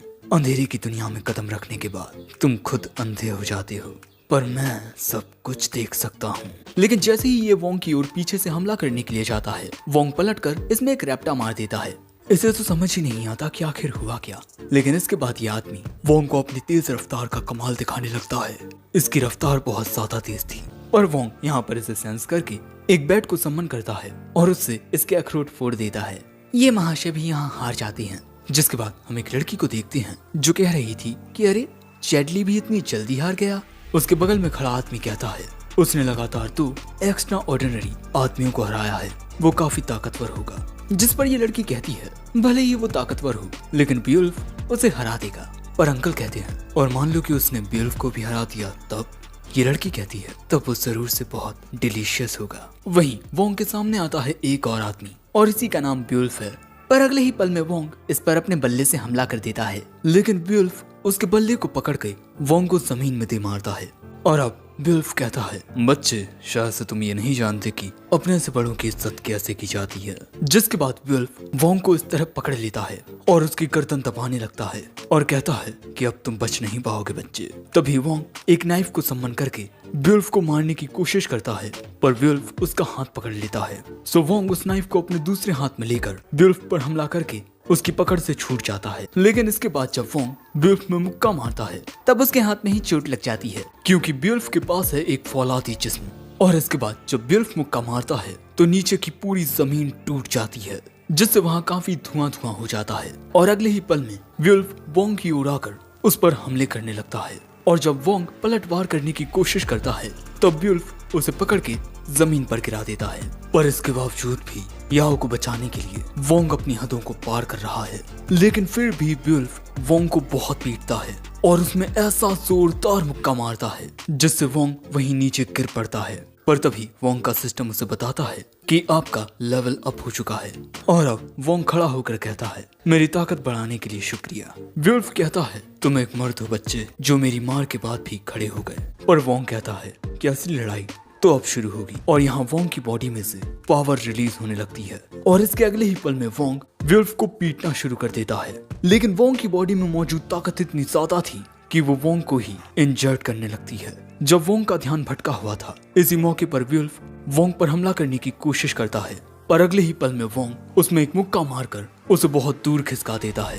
बियोल्फ को समझ नहीं आता कि वो हार कैसे रहा है। तभी वोंग आकर उसमें एक और मुक्का मारता है और ये पंच इतना ज्यादा पावरफुल था कि इससे बियोल्फ के पीछे की दीवार भी टूट जाती है और बियोल्फ यहाँ हार जाता है। वोंग अब तक सही सलामत था और यही देख याओ चैन की सांस ले रही थी, पर लुओ बहुत गुस्से में आ गया था। उसे समझ नहीं आता कि एक मामूली सा लड़का इन मार्शल आर्ट यूजर्स को कैसे हरा रहा है। पर तभी उसके अंकल बताते हैं कि अगला मार्शल आर्ट यूजर वोंग को जरूर खत्म कर देगा क्योंकि वो असल मायने में एक प्रोफेशनल है। लुओ कहता है हर किसी ने यही कहा कि वो एक प्रोफेशनल है, पर देखकर तो नहीं लगता। सो उसका अंकल कहता है बस थोड़ा इंतजार और कीजिए, आप सब कुछ अपनी आंखों से देख पाएंगे। उस लड़की के हाथ में एक रेस्ट्रिक्शन ब्रेसलेट है और अगर एक बार वो टूट गया तब असली तबाही मचेगी। वहीं बेचारा जख्मी वोंग बहुत ज्यादा थकने के बाद भी आगे बढ़ने की कोशिश कर रहा था। वो धीरे धीरे आगे बढ़ते हुए कहता है भले ही आज मेरी जान क्यों ना चली जाए, पर मैं याओ को बचाऊंगा, मैंने उससे वादा किया था। तभी सिस्टम कहता है प्लीज मास्टर आप शांत रहने की कोशिश कीजिए। पर वोंग कहता है इस दरवाजे की दूसरी ओर और भी ज्यादा ताकतवर लोग होंगे, लेकिन मैं उनका भी सामना करूंगा। जिसके बाद वोंग दरवाजा खोलता है जहां उसके सामने थे ये लड़की और ये आदमी। ये लड़की कहती है तो आखिरकार तुम यहाँ आ ही गए। जिसके बाद ये लड़की वोंग को चेक करती है और उसे पता चलता है कि वोंग कोई सुपर ह्यूमन नहीं है और ना ही कोई कल्टीवेटर, लेकिन फिर भी वो इतना ज्यादा ताकतवर है और इसीलिए ये लड़की खुश होने लगती है, ये कहते हुए कि वोंग की वजह से अब उसकी ताकत और भी ज्यादा बढ़ जाएगी। जिसके बाद ये वोंग को अपना नाम बताती है, कुई जी आलिन। वोंग भी अपना नाम बताकर उससे हाथ मिलाता है लेकिन अगले ही पल में जियालिन वोंग में मुक्का मार देती है। सो वोंग भी उस पर पलटवार करता है, लेकिन इससे जियालिन को अच्छा लगता है क्योंकि वो वोंग की एनर्जी को एब्सॉर्ब करना चाहती है और वोंग की एनर्जी बहुत ही ज्यादा प्योर है। वोंग को ये लड़की एक नंबर की कमीनी लगती है, इसलिए वो इसका हाथ तुरंत छोड़ देता है। लेकिन तभी जियालिन वोंग की ओर जाकर उसमें मुक्के मारने लगती है और इसके बाद वो उसे लात मार के दूर फेंक देती है। वोंग कहता है, आखिर ये लड़की इतनी ताकतवर कैसे है? ये अंकल कहते हैं, तुम मुझसे कभी नहीं जीत पाओगे। जिसके बाद जियालिन वोंग में एक और जोरदार लात मारती है, जिससे अब बेचारे वोंग की हालत अब बहुत खराब हो चुकी है। लेकिन अब वो खड़ा होता है पलटवार करने के लिए। वो जियालिन में एक मुक्का मारता है, लेकिन इससे इस लड़की को अच्छा लगता है और इसके बाद ये काफी एक्साइटेड होकर वोंग में मुक्के मारती है। पर वोंग फिर से इसके मुंह पर एक और मुक्का दे मारता है, पर इससे इस लड़की को अच्छा लग रहा था। वोंग लगातार इसमें मुक्के मारने लगता है, पर वोंग के हाथ तो इतना ज्यादा पिटने के बाद भी जियालिन को ज्यादा कुछ नहीं होता, बल्कि वो तो और भी ज्यादा एक्साइटेड हो गई थी। और इसके बाद वो वोंग को एक लात मारकर दूर फेंक देती है। जियालिन यहाँ खुद पर से कंट्रोल खोने ही वाली थी कि तभी अंकल उसे शांत रहने को कहते हैं, पर जियालिन कहती है, तुम दूर रहो, ये मेरा शिकार है, इसकी एनर्जी को एब्सॉर्ब करके मैं और भी ज्यादा ताकतवर बन जाऊंगी। जिसके बाद वो डायरेक्ट वोंग पर अटैक करके उसे जख्मी कर देती है। और इसके बाद जब वोंग अपने सामने देखता है तब जियालिन उसकी आंखों के सामने से ओझल हो चुकी थी, पर तभी वो पीछे से आकर वोंग के जख्म पर लगा खून चाटने लगती है। सो वोंग उसे खुद से दूर करके लड़ने के लिए एक पाइप सम्मन कर लेता है और इससे वो जियालिन के हमले को रोकने की कोशिश करता है, पर जियालिन बहुत ज्यादा ताकतवर थी। वो वोंग को पीछे फेंक देती है। उसे देख वोंग कहता है, इतनी ज्यादा ताकत, पर फिर भी मैं यहाँ मरूंगा नहीं। लेकिन अगले ही पल में जियालिन उसकी ओर हमला करके उसके गले को जख्मी कर देती है। और जब वोंग उससे लड़ने की कोशिश करता है तब वो आसानी से उसके हमलों से बचकर उसकी पीठ पर चढ़ के उसे काटने लगती है और उसका खून पीकर कहती है, लगता है जैसे मैं स्वर्ग में हूँ। और ये कहने के बाद वो अपनी ताकत को और भी ज्यादा बढ़ा लेती है। लेकिन ये देख अंकल परेशान हो जाते हैं और एक नीडल जियालिन की ओर फेंकते हैं, जिससे जियालिन वहाँ शांत हो जाती है। पर जियालिन की ताकत देख वोंग के तोते उड़ चुके थे। जिसके बाद अंकल जियालिन के पास आकर नीडल के साथ कुछ करने लगते हैं। वोंग को कुछ समझ नहीं आ रहा था, पर वो ये बात जानता था कि वो अकेला इन दोनों का सामना नहीं कर पाएगा, इसीलिए वो वहाँ से भागने की कोशिश करता है। पर अंकल वोंग की ओर एक विंड अटैक कर देते हैं और इसके बाद कहते हैं, लगता है अब मुझे ही तुम्हें खत्म करना पड़ेगा। वोंग कहता है, ओह तो अब आप मुझसे लड़ेंगे। लेकिन तभी अंकल फिर से वोंग की ओर एक खतरनाक विंड अटैक करते हैं, पर वक्त रहते वोंग इसे डॉश कर देता है। पर इससे पहले कि इन दोनों के बीच लड़ाई शुरू होती, जियालिन अजीब सा बिहेव करने लगती है, इसीलिए अंकल अब उसे शांत करते हैं और कहते हैं, तुम उस लड़की को बचाने आए हो है ना, तो जाओ मैं तुम्हें जाने देता हूँ। पर वोंग कहता है, इसकी क्या गारंटी है कि जब मैं यहाँ से जाऊंगा तुम पीछे से मुझ पर हमला नहीं करोगे। दोस्तों वोंग समझ चुका है कि अंकल इस वक्त जियालिन को हील कर रहे हैं और अगर एक बार वो हील हो गई तब वोंग का मरना पक्का है। पर अंकल के पास भी ज्यादा वक्त नहीं था, इसीलिए वो यहाँ हार मान लेते हैं और वोंग को गारंटी के रूप में एक सिक्का देते हैं कि वो उस पर पीछे से हमला नहीं करेंगे। जिसके बाद वो सिक्के पर अपना खून गिराकर इस बात की कसम भी खा लेते हैं। पर वोंग ये सब रिकॉर्ड कर लेता है और इसके बाद अंकल उसे वो सिक्का दे देते हैं। वोंग अंकल से कहता है, मेरे साथ समझौता करने के लिए शुक्रिया। और इस दौरान अंकल खुद को शांत रखते हैं क्योंकि गुस्सा करने का कोई फायदा नहीं होगा। जिसके बाद वोंग यहाँ से चला जाता है। लेकिन इसके बाद अंकल मीशा नाम की एक लड़की को बताते हैं कि इनका मिशन फेल हो चुका है क्योंकि इस वक्त जियालिन की हालत काफी खराब है। लेकिन तभी मीशा के पीछे कोई शख्स आकर उस पर हमला कर देता है। जोजान अंकल पूछते हैं वहाँ कौन है, पर यह शख्स कुछ जवाब नहीं देता। जिसके बाद हम देखते हैं कि एक चू मुशान नाम का बंदा वोंग से लड़ने के लिए जाने लगता है और यही वोंग के रास्ते का आखिरी पड़ाव भी है। लुओयान को ये बात जान बहुत हैरानी होती है कि जितने भी लोगों को उसने हायर किया था वो सब हार चुके हैं। अब वो शीगुकिन को कैसे हराएगा। पर चू मुशान कहता है, शीगुकिन को भूल जाओ, ये टारगेट और भी ज्यादा इंटरेस्टिंग है। जिसके बाद लुओयान का ये बटलर अंकल कहता है, अब हमें आपका ये प्लान यहीं रोकना होगा। पर लुओयान जाने से मना कर देता है और कहता है, चू मुशान तुम मेरी मदद करो, मैं तुम्हें डबल पैसे दूंगा। पर तभी ये उसकी ओर एक हमला कर देता है। लुओयान को ये अंकल बचा लेते हैं और कहते हैं, ये बहुत ज्यादा ताकतवर है, हम इसे गुस्सा दिलाने की गलती नहीं कर सकते। अब टॉप फ्लोर का दरवाजा तोड़ वोंग यहाँ आता है। वोंग इस फ्लोर पर आगे बढ़ते हुए सोचता है कि अभी भी उसके 2 ओपोनेंट बाकी हैं, पर उसे यहाँ कोई नहीं दिखता क्योंकि दोस्तों ये शख्स काफी ऊपर बैठा हुआ था। और तभी वोंग वहाँ देखता है और यहाँ चू मुशान कहता है अब मैं ही तुम्हारा इकलौता ओपोनेंट हूँ। क्यूब वोंग को बताता है कि चू मुशान की कॉम्बैट पावर बस 7% है। और दोस्तों चू मुशान के पास ये एक अजीब सा कोई तो पेट था और ये दोनों एक ही हैं। इन दोनों के एक साथ आने से ही बनता है चू मुशान।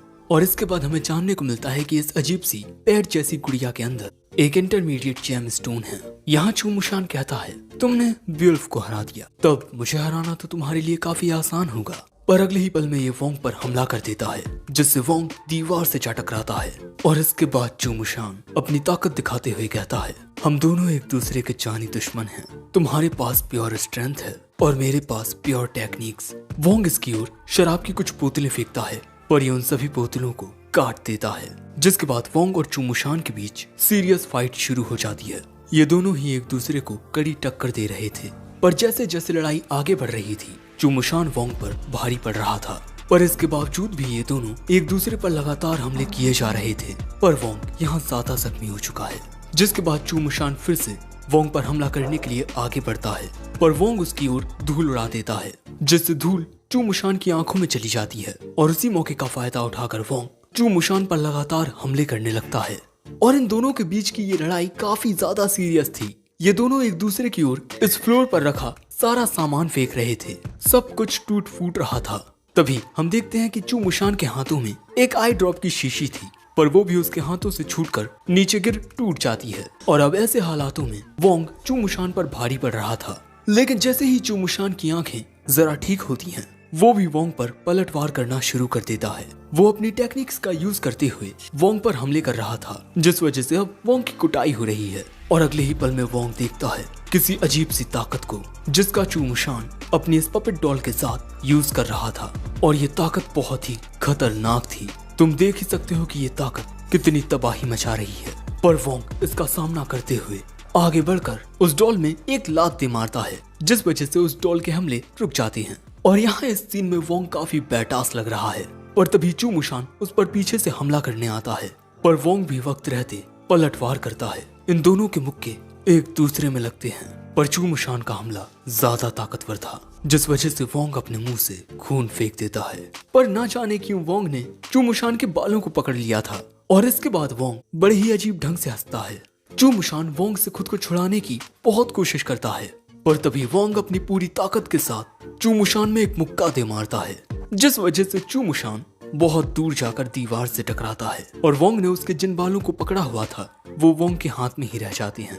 अब चू मुशान इस तरह से गिरा पड़ा है पर वो अभी तक हारा नहीं है। वो बिल्कुल ही अजीब ढंग से खड़ा हो उठता है पर बेचारा टकला भी हो चुका है। वोंग पूछता है तुम आखिर खड़े कैसे हो सकते हो। वो बताता है कि उसने अपनी प्रोटेक्शन के लिए खुद पर एक टेलिस्मान लगाया था पर वोंग के मुक्के से वो टेलिस्मान टूट गया। जिसके बाद हम देखते हैं कि चू मुशान का भेष पूरा बदल जाता है और इसके बाद वो अपनी ट्रू पावर रिलीज करता है। और उसकी पावर का प्रेशर ही वोंग के लिए झेलना मुश्किल हो रहा था। और अब चू मुशान बिजली की रफ्तार के साथ वोंग की ओर बढ़कर उस पर हमले करने लगता है। अब तो ये लड़ाई और भी ज्यादा खतरनाक हो चुकी है। अब वोंग का चू मुशान से जीत पाना लगभग नामुमकिन है।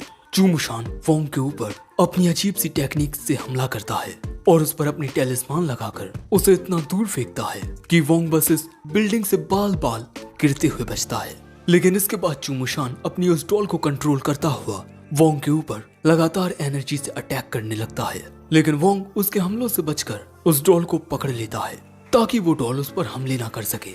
पर क्योंकि चू मुशान उस डॉल को कंट्रोल कर रहा था वो उस डॉल की मदद से अपनी पूरी ताकत के साथ वोंग को घुमाते हुए दीवार में दे मारता है।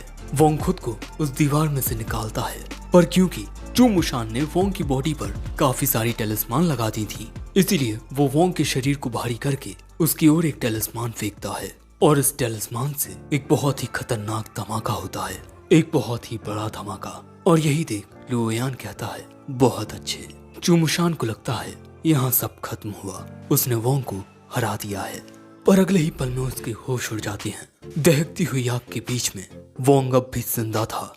उसने खुद को एक शॉवल की मदद से बचा लिया था। चू मुशान को समझ नहीं आता कि अचानक ही इसके पास ये शॉवल कहां से आ गया। पर शायद से वोंग यहाँ पर अपने बैडास मोड में आ चुका है। चू मुशान फिर से अपनी पावर से एक डॉल क्रिएट करता है और वो डॉल वोंग की ओर हमला करने के लिए बिल्कुल तैयार थी, पर वोंग यहाँ बिल्कुल बैडास लग रहा है। वोंग यहाँ एक अजीब सी ताकत रिलीज करता है और फिर बिजली की रफ्तार के साथ उस डॉल पर हमला करके उसे वहाँ तबाह कर देता है।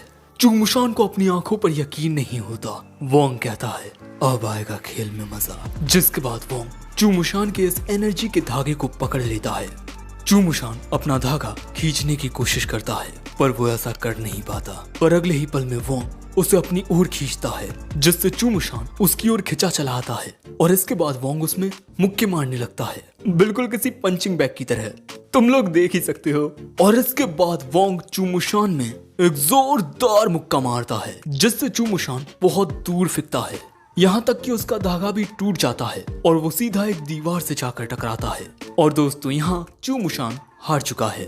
तो आखिरकार वोंग यहाँ जीत गया, पर वो भी बहुत ज्यादा थक चुका है। पर इसके बावजूद भी वो याओ को बचाने के लिए धीरे धीरे आगे बढ़ता है, पर शायद अपनी आंखों के सामने उसे दिखना बंद हो रहा था। वहीं लुओयान का बटलर अंकल उससे कहता है अब हमें यहाँ से चलना चाहिए। पर लुओ कहता है अंकल मैं जानता हूँ आप मुझे बचाने की कोशिश इसीलिए कर रहे हैं ताकि यान फैमिली का तीसरा बेटा कुत्ते की मौत मारा ना जाए, पर अंकल आपको पता है ना मेरे पास अब भी मेरा हुक्म का एक कप बाकी है। जो सुन बटलर कहता है अगर तुम्हारा यही फैसला है तब मैं भी तुम्हें बचाने के लिए हर एक मुमकिन कोशिश करूंगा। और यहाँ वोंग नोटिस करता है कि इस गुड़िया में जो जेम स्टोन है अब वो किसी बॉम्ब की तरह फटने वाला है। और तभी जो चूमुशान होता है वो उस बिल्डिंग से बाहर कूद जाता है और हवा में उड़ता हुआ वो एक टेलिस्मान निकालता है और कहता है तुम्हारे मरने का वक्त आ गया है वोंग। और अब वो उस टेलिस्मान का यूज करता है, पर इससे कुछ नहीं होता। चूमुशान को समझ नहीं आता कि उसकी टेलिस्मान को क्या हो गया। पर तभी स्टाइल में बिल्डिंग से बाहर निकलता है वोंग। उसे देख चूमुशान उसकी ओर काफी सारी टेलिस्मान फेंकता है, जिससे काफी बड़ा धमाका होता है और इसी वजह से बेचारा वोंग एक एंटीने से जाकर टकराता है और चूमुशान काफी सारे पत्थरों को अपने टेलिस्मान से कंट्रोल करके वोंग की ओर फिर से हमला करता है, जिससे वोंग अपना संतुलन खो सीधा नीचे जमीन पर जा गिरता है। और तभी चूमुशान वोंग की ओर एक पत्थर फेंकता है जिस पर धमाके वाले टेलिस्मान लगे थे। लेकिन जैसे ही धमाका होने वाला था वोंग एक पत्थर की मदद से उस धमाके के प्रेशर से चूमुशान की ओर फेंक जाता है। सो चूमुशान तुरंत ही अपनी टेलिस्मान का यूज करता है और हम देखते हैं कि बहुत सारे पत्थर वोंग के ऊपर ही गिरने लगते हैं और इससे आसमान में काफी बड़ा धमाका होता है। वोंग आग में जलता हुआ नीचे गिरने लगता है, पर तभी उसे याओ का जिक्र आता है और यहाँ याओ उसके हाथ को थाम लेती है, जिससे वोंग होश में आकर अपनी पूरी ताकत के साथ चूमुशान पर हमला करता है और बहुत तेजी से आसमान से नीचे गिरता हुआ वो चूमुशान को इस तरह जमीन पर पटकता है कि पूरी जमीन ही टूट जाती है। और इस हमले से वोंग भी शायद मारा जाता, पर क्यूब उसे अपने डायमेंशन में लेकर उसे बचा लेता है। अब कुछ देर बाद बारिश की बूंदों से वोंग को होश आता है। वो देखता है कि चूमुशान वहां से गायब हो चुका है, पर अब भी वोंग हार नहीं सकता क्योंकि अब तक उसने याओ को बचाया नहीं है। जख्मी हालत में वोंग उस कमरे में पहुंचता है जहां याओ को कैद करके रखा गया है। यहाँ वोंग को हुआन दिखता है जो कि बहुत ही ज्यादा घबराया हुआ था। वो हुआन से पूछता है कि याओ कहाँ है, और हुआन इतना ज्यादा डरा हुआ था कि वो कुछ कह ही नहीं पाता, बस एक उंगली से सामने की ओर इशारा करता है। वोंग सो जाता है। वो देखता है कि वहाँ पर याओ को बंदी बनाकर रखा गया है। वो सारी लकड़ियां तोड़कर याओ के पास आता है और याओ की रस्सियां खोलता है, पर याओ उसे बताती है कि इस कुर्सी पर एक बॉम्ब लगा हुआ है और जैसे ही वो इस पर से उठेगी वो बॉम्ब फट जाएगा। इसीलिए याओ वोंग को यहाँ से भाग जाने को कहती है। और जैसे ही वोंग उस बॉम्ब को निकालने की कोशिश करता है कोई इस कमरे के दरवाजे को बंद कर देता है, और ऐसा करने वाला था लुओ। दोस्तों इस कमरे में कुछ टेलिस्मान लगी हैं, जिस वजह से वोंग यहाँ टेलीपोर्ट भी नहीं हो सकता। इसीलिए अब वोंग सोचने लगता है कि वो इस बॉम्ब को किस तरह डिफ्यूज कर सकता है। वोंग इसकी कुछ वायर्स काट के इसे अपने क्यूब डायमेंशन में डाल देता है और याओ से कहता है कि अब सब ठीक है, पर याओ वोंग के सीने से रख जाती है। आखिर में सब कुछ सही हो चुका था, पर जैसे ही क्यूब डायमेंशन के अंदर वो बॉम्ब फटता है कुछ बहुत ही अजीब होता है। वोंग की हालत बहुत गंभीर हो जाती है। लुओ को समझ नहीं आता कि आखिर ये बॉम्ब क्यों नहीं फटा। वहीं याओ वोंग को इस हालत में देख रोने लगती है, पर तभी लुओ आकर इनकी ओर गोलियां चलाने लगता है। वोंग को समझ नहीं आ रहा था कि उसके आसपास क्या हो रहा है, जिसके बाद लुओयान अपने बटलर के साथ यहाँ से भाग जाता है। दोस्तों, लुओ ने याओ को गोली मार दी है और यहाँ पर आ चुका है वही रहस्यमय आदमी शिगुकिन। यहाँ वोंग देखता है कि याओ का बहुत खून निकल रहा है। वो याओ को हॉस्पिटल ले जाने के लिए खड़ा होने की कोशिश करता है, पर तभी उसके पीछे वो रहस्यमय शिगुकिन आ जाता है और वो याओ को अपने पास बुला लेता है। वोंग कहता है, मैंने उससे वादा किया था कि मैं उसकी हिफाजत करूंगा, पर वहां से जाते हुए शिगुकिन कहता है, तुम खुद को ना बचा सके उसे कैसे बचाओगे। वोंग को लगता है कि वो आदमी याओ को लेकर नीचे गिर गया है, पर जब वो वहां देखता है तब नीचे कोई नहीं होता, बल्कि शिगुकिन याओ को लेकर आसमान में उड़ रहा था। वो कहता है, तुम इस लड़की और सुपर ह्यूमन वर्ल्ड के बारे में कुछ नहीं जानते, और वैसे भी ये सब मेरी वजह से हुआ है, तो इसकी जिम्मेदारी भी मैं ही लूंगा। जिसके बाद वो वोंग की आंखों के सामने से याओ को लेकर गायब हो जाता है और वोंग यहाँ कुछ नहीं कर पाता। जिसके बाद हमें पास्ट का ही एक सीन दिखाया जाता है, जहाँ कुछ लोग अजीब सी रोशनी में से निकलते हैं और दूसरी ओर हम इसी बंदे को देखते हैं जो याओ को अपने साथ ले गया है। ये अचानक ही मेन रोड पर आकर वहाँ से गायब हो जाता है। जिसके बाद हम याओ को देखते हैं जो कि इस वक्त जूनियर हाई स्कूल में है। तभी कोई उसे कॉल करके बताता है कि वो तुम्हारे पीछे आ रहे हैं, और अगले ही पल में इस पूरी जगह का सीन बदल जाता है। कुछ लोग याओ को घेर लेते हैं। याओ इनसे घबराकर भागना शुरू कर देती है। फोन वाला आदमी याओ को सामने एक कमरे में जाने को कहता है, लेकिन याओ से वो दरवाजा खुलता ही नहीं। लेकिन इसके बाद याओ उस लॉकर रूम में आकर छुप जाती है, लेकिन वो लोग भी दरवाजा तोड़कर अंदर आने ही वाले हैं। लेकिन तभी यहाँ वो शख्स आ जाता है जिसने याओ को कॉल किया था, और जब तक वो लोग यहाँ आते हैं याओ यहाँ से गायब हो चुकी थी। जिसके बाद हम उसी आदमी को देखते हैं जो याओ को लेकर भाग रहा था, लेकिन वो लोग भी उसके पीछे आ रहे थे। ये आदमी इधर उधर से कूदता हुआ बहुत तेजी से आगे बढ़ रहा था, पर तभी अचानक उस पर एक गन से हमला होता है। पर इसके बाद वो आदमी याओ पर एक प्रोटेक्टिव बैरियर लगा देता है और फिर वो इन सब से लड़ने के लिए आ जाता है। वो इन लोगों को पीटना शुरू कर देता है। कोई भी उसके सामने टिक नहीं पा रहा था, लेकिन तभी एक आदमी उसे पकड़ लेता है और पूछता है कि वो लड़की कहाँ है। लेकिन इसके बाद ये आदमी और बाकी सब आसमान में पहुंच जाते हैं, और फिर आसमान में भी ये आदमी उन बाकी के गुंडों को पीटने लगता है। लेकिन वो सभी गुंडे इस आदमी पर एक साथ हमला करते हैं, जिस वजह से ये आदमी एक बिल्डिंग से टकराता है और उस बिल्डिंग का सत्यानाश हो जाता है। लेकिन इसके बाद वो आदमी सभी गुंडों को हरा देता है, और अब बचता है तो बस इनका बॉस। और अब होगा असली मुकाबला। वो बॉस भी यहाँ अपनी अल्टीमेट पावर का यूज करता है और एक बहुत बड़ी बिल्डिंग को आसमान में उठा देता है, और फिर वो इसके साथ उस आदमी पर हमला करता है। पर वो आदमी अपनी पावर से इस बिल्डिंग को पलक झपकते ही तोड़ देता है, और फिर वो इस बिल्डिंग का शेप बदल के उस लीडर पर अटैक करता है। वो लीडर इस हमले को रोकने की पूरी कोशिश करता है, पर इस हमले की ताकत बहुत ज्यादा थी। इस हमले से एक बहुत ही ज्यादा खतरनाक धमाका होता है, जिसमें सब कुछ तबाह हो जाता है, बिल्कुल जैसा किसी एस्टेरॉइड के गिरने पर होता है। लेकिन इसके बाद ये आदमी वक्त को पीछे घुमा देता है, जिससे ये बॉस अब भी जिंदा होता है। अब उस आदमी को अपने सामने देख ये लीडर गुस्से में आकर उस पर गन से हमला करने की कोशिश करता है, लेकिन यहाँ वो कुछ नहीं कर पाता। और इसके बाद ये आदमी ना जाने अपनी कौन सी ताकत का इस्तेमाल करता है। वो लीडर का बॉस भी मारा जाता है। वक्त में सब कुछ रिवाइंड हो जाता है, और जब याओ को होश आता है तब वो खुद को उसी लाइब्रेरी में पाती है जहाँ से सब कुछ शुरू हुआ था, और उसके साथ था उसका दोस्त वोंग। अब प्रेजेंट में हम देखते हैं कि अभी भी शहर में बारिश हो रही है, और याओ के माता पिता अपनी बेटी के गुम हो जाने से बहुत ज्यादा दुखी हैं। और यहाँ हम बारिश में भीगते हुए वोंग को देखते हैं, जो कि बहुत ही ज्यादा दुखी होता है। उसका सिस्टम भी उसे कोई रिस्पॉन्स नहीं दे रहा। इस बेचारे को समझ ही नहीं आता कि ये क्या करे। तभी यहाँ एक कार आकर रुकती है। इस कार में से एक मोहतरमा निकलकर वोंग के पास आकर कहती है कि मुझे तुमसे कुछ बात करनी है, पर वोंग यहाँ कोई जवाब नहीं देता। सो अब ये मोहतरमा कहती है, मैं जानती हूँ कि लुओयान कहाँ है। वोंग पूछता है कि कहाँ है वो।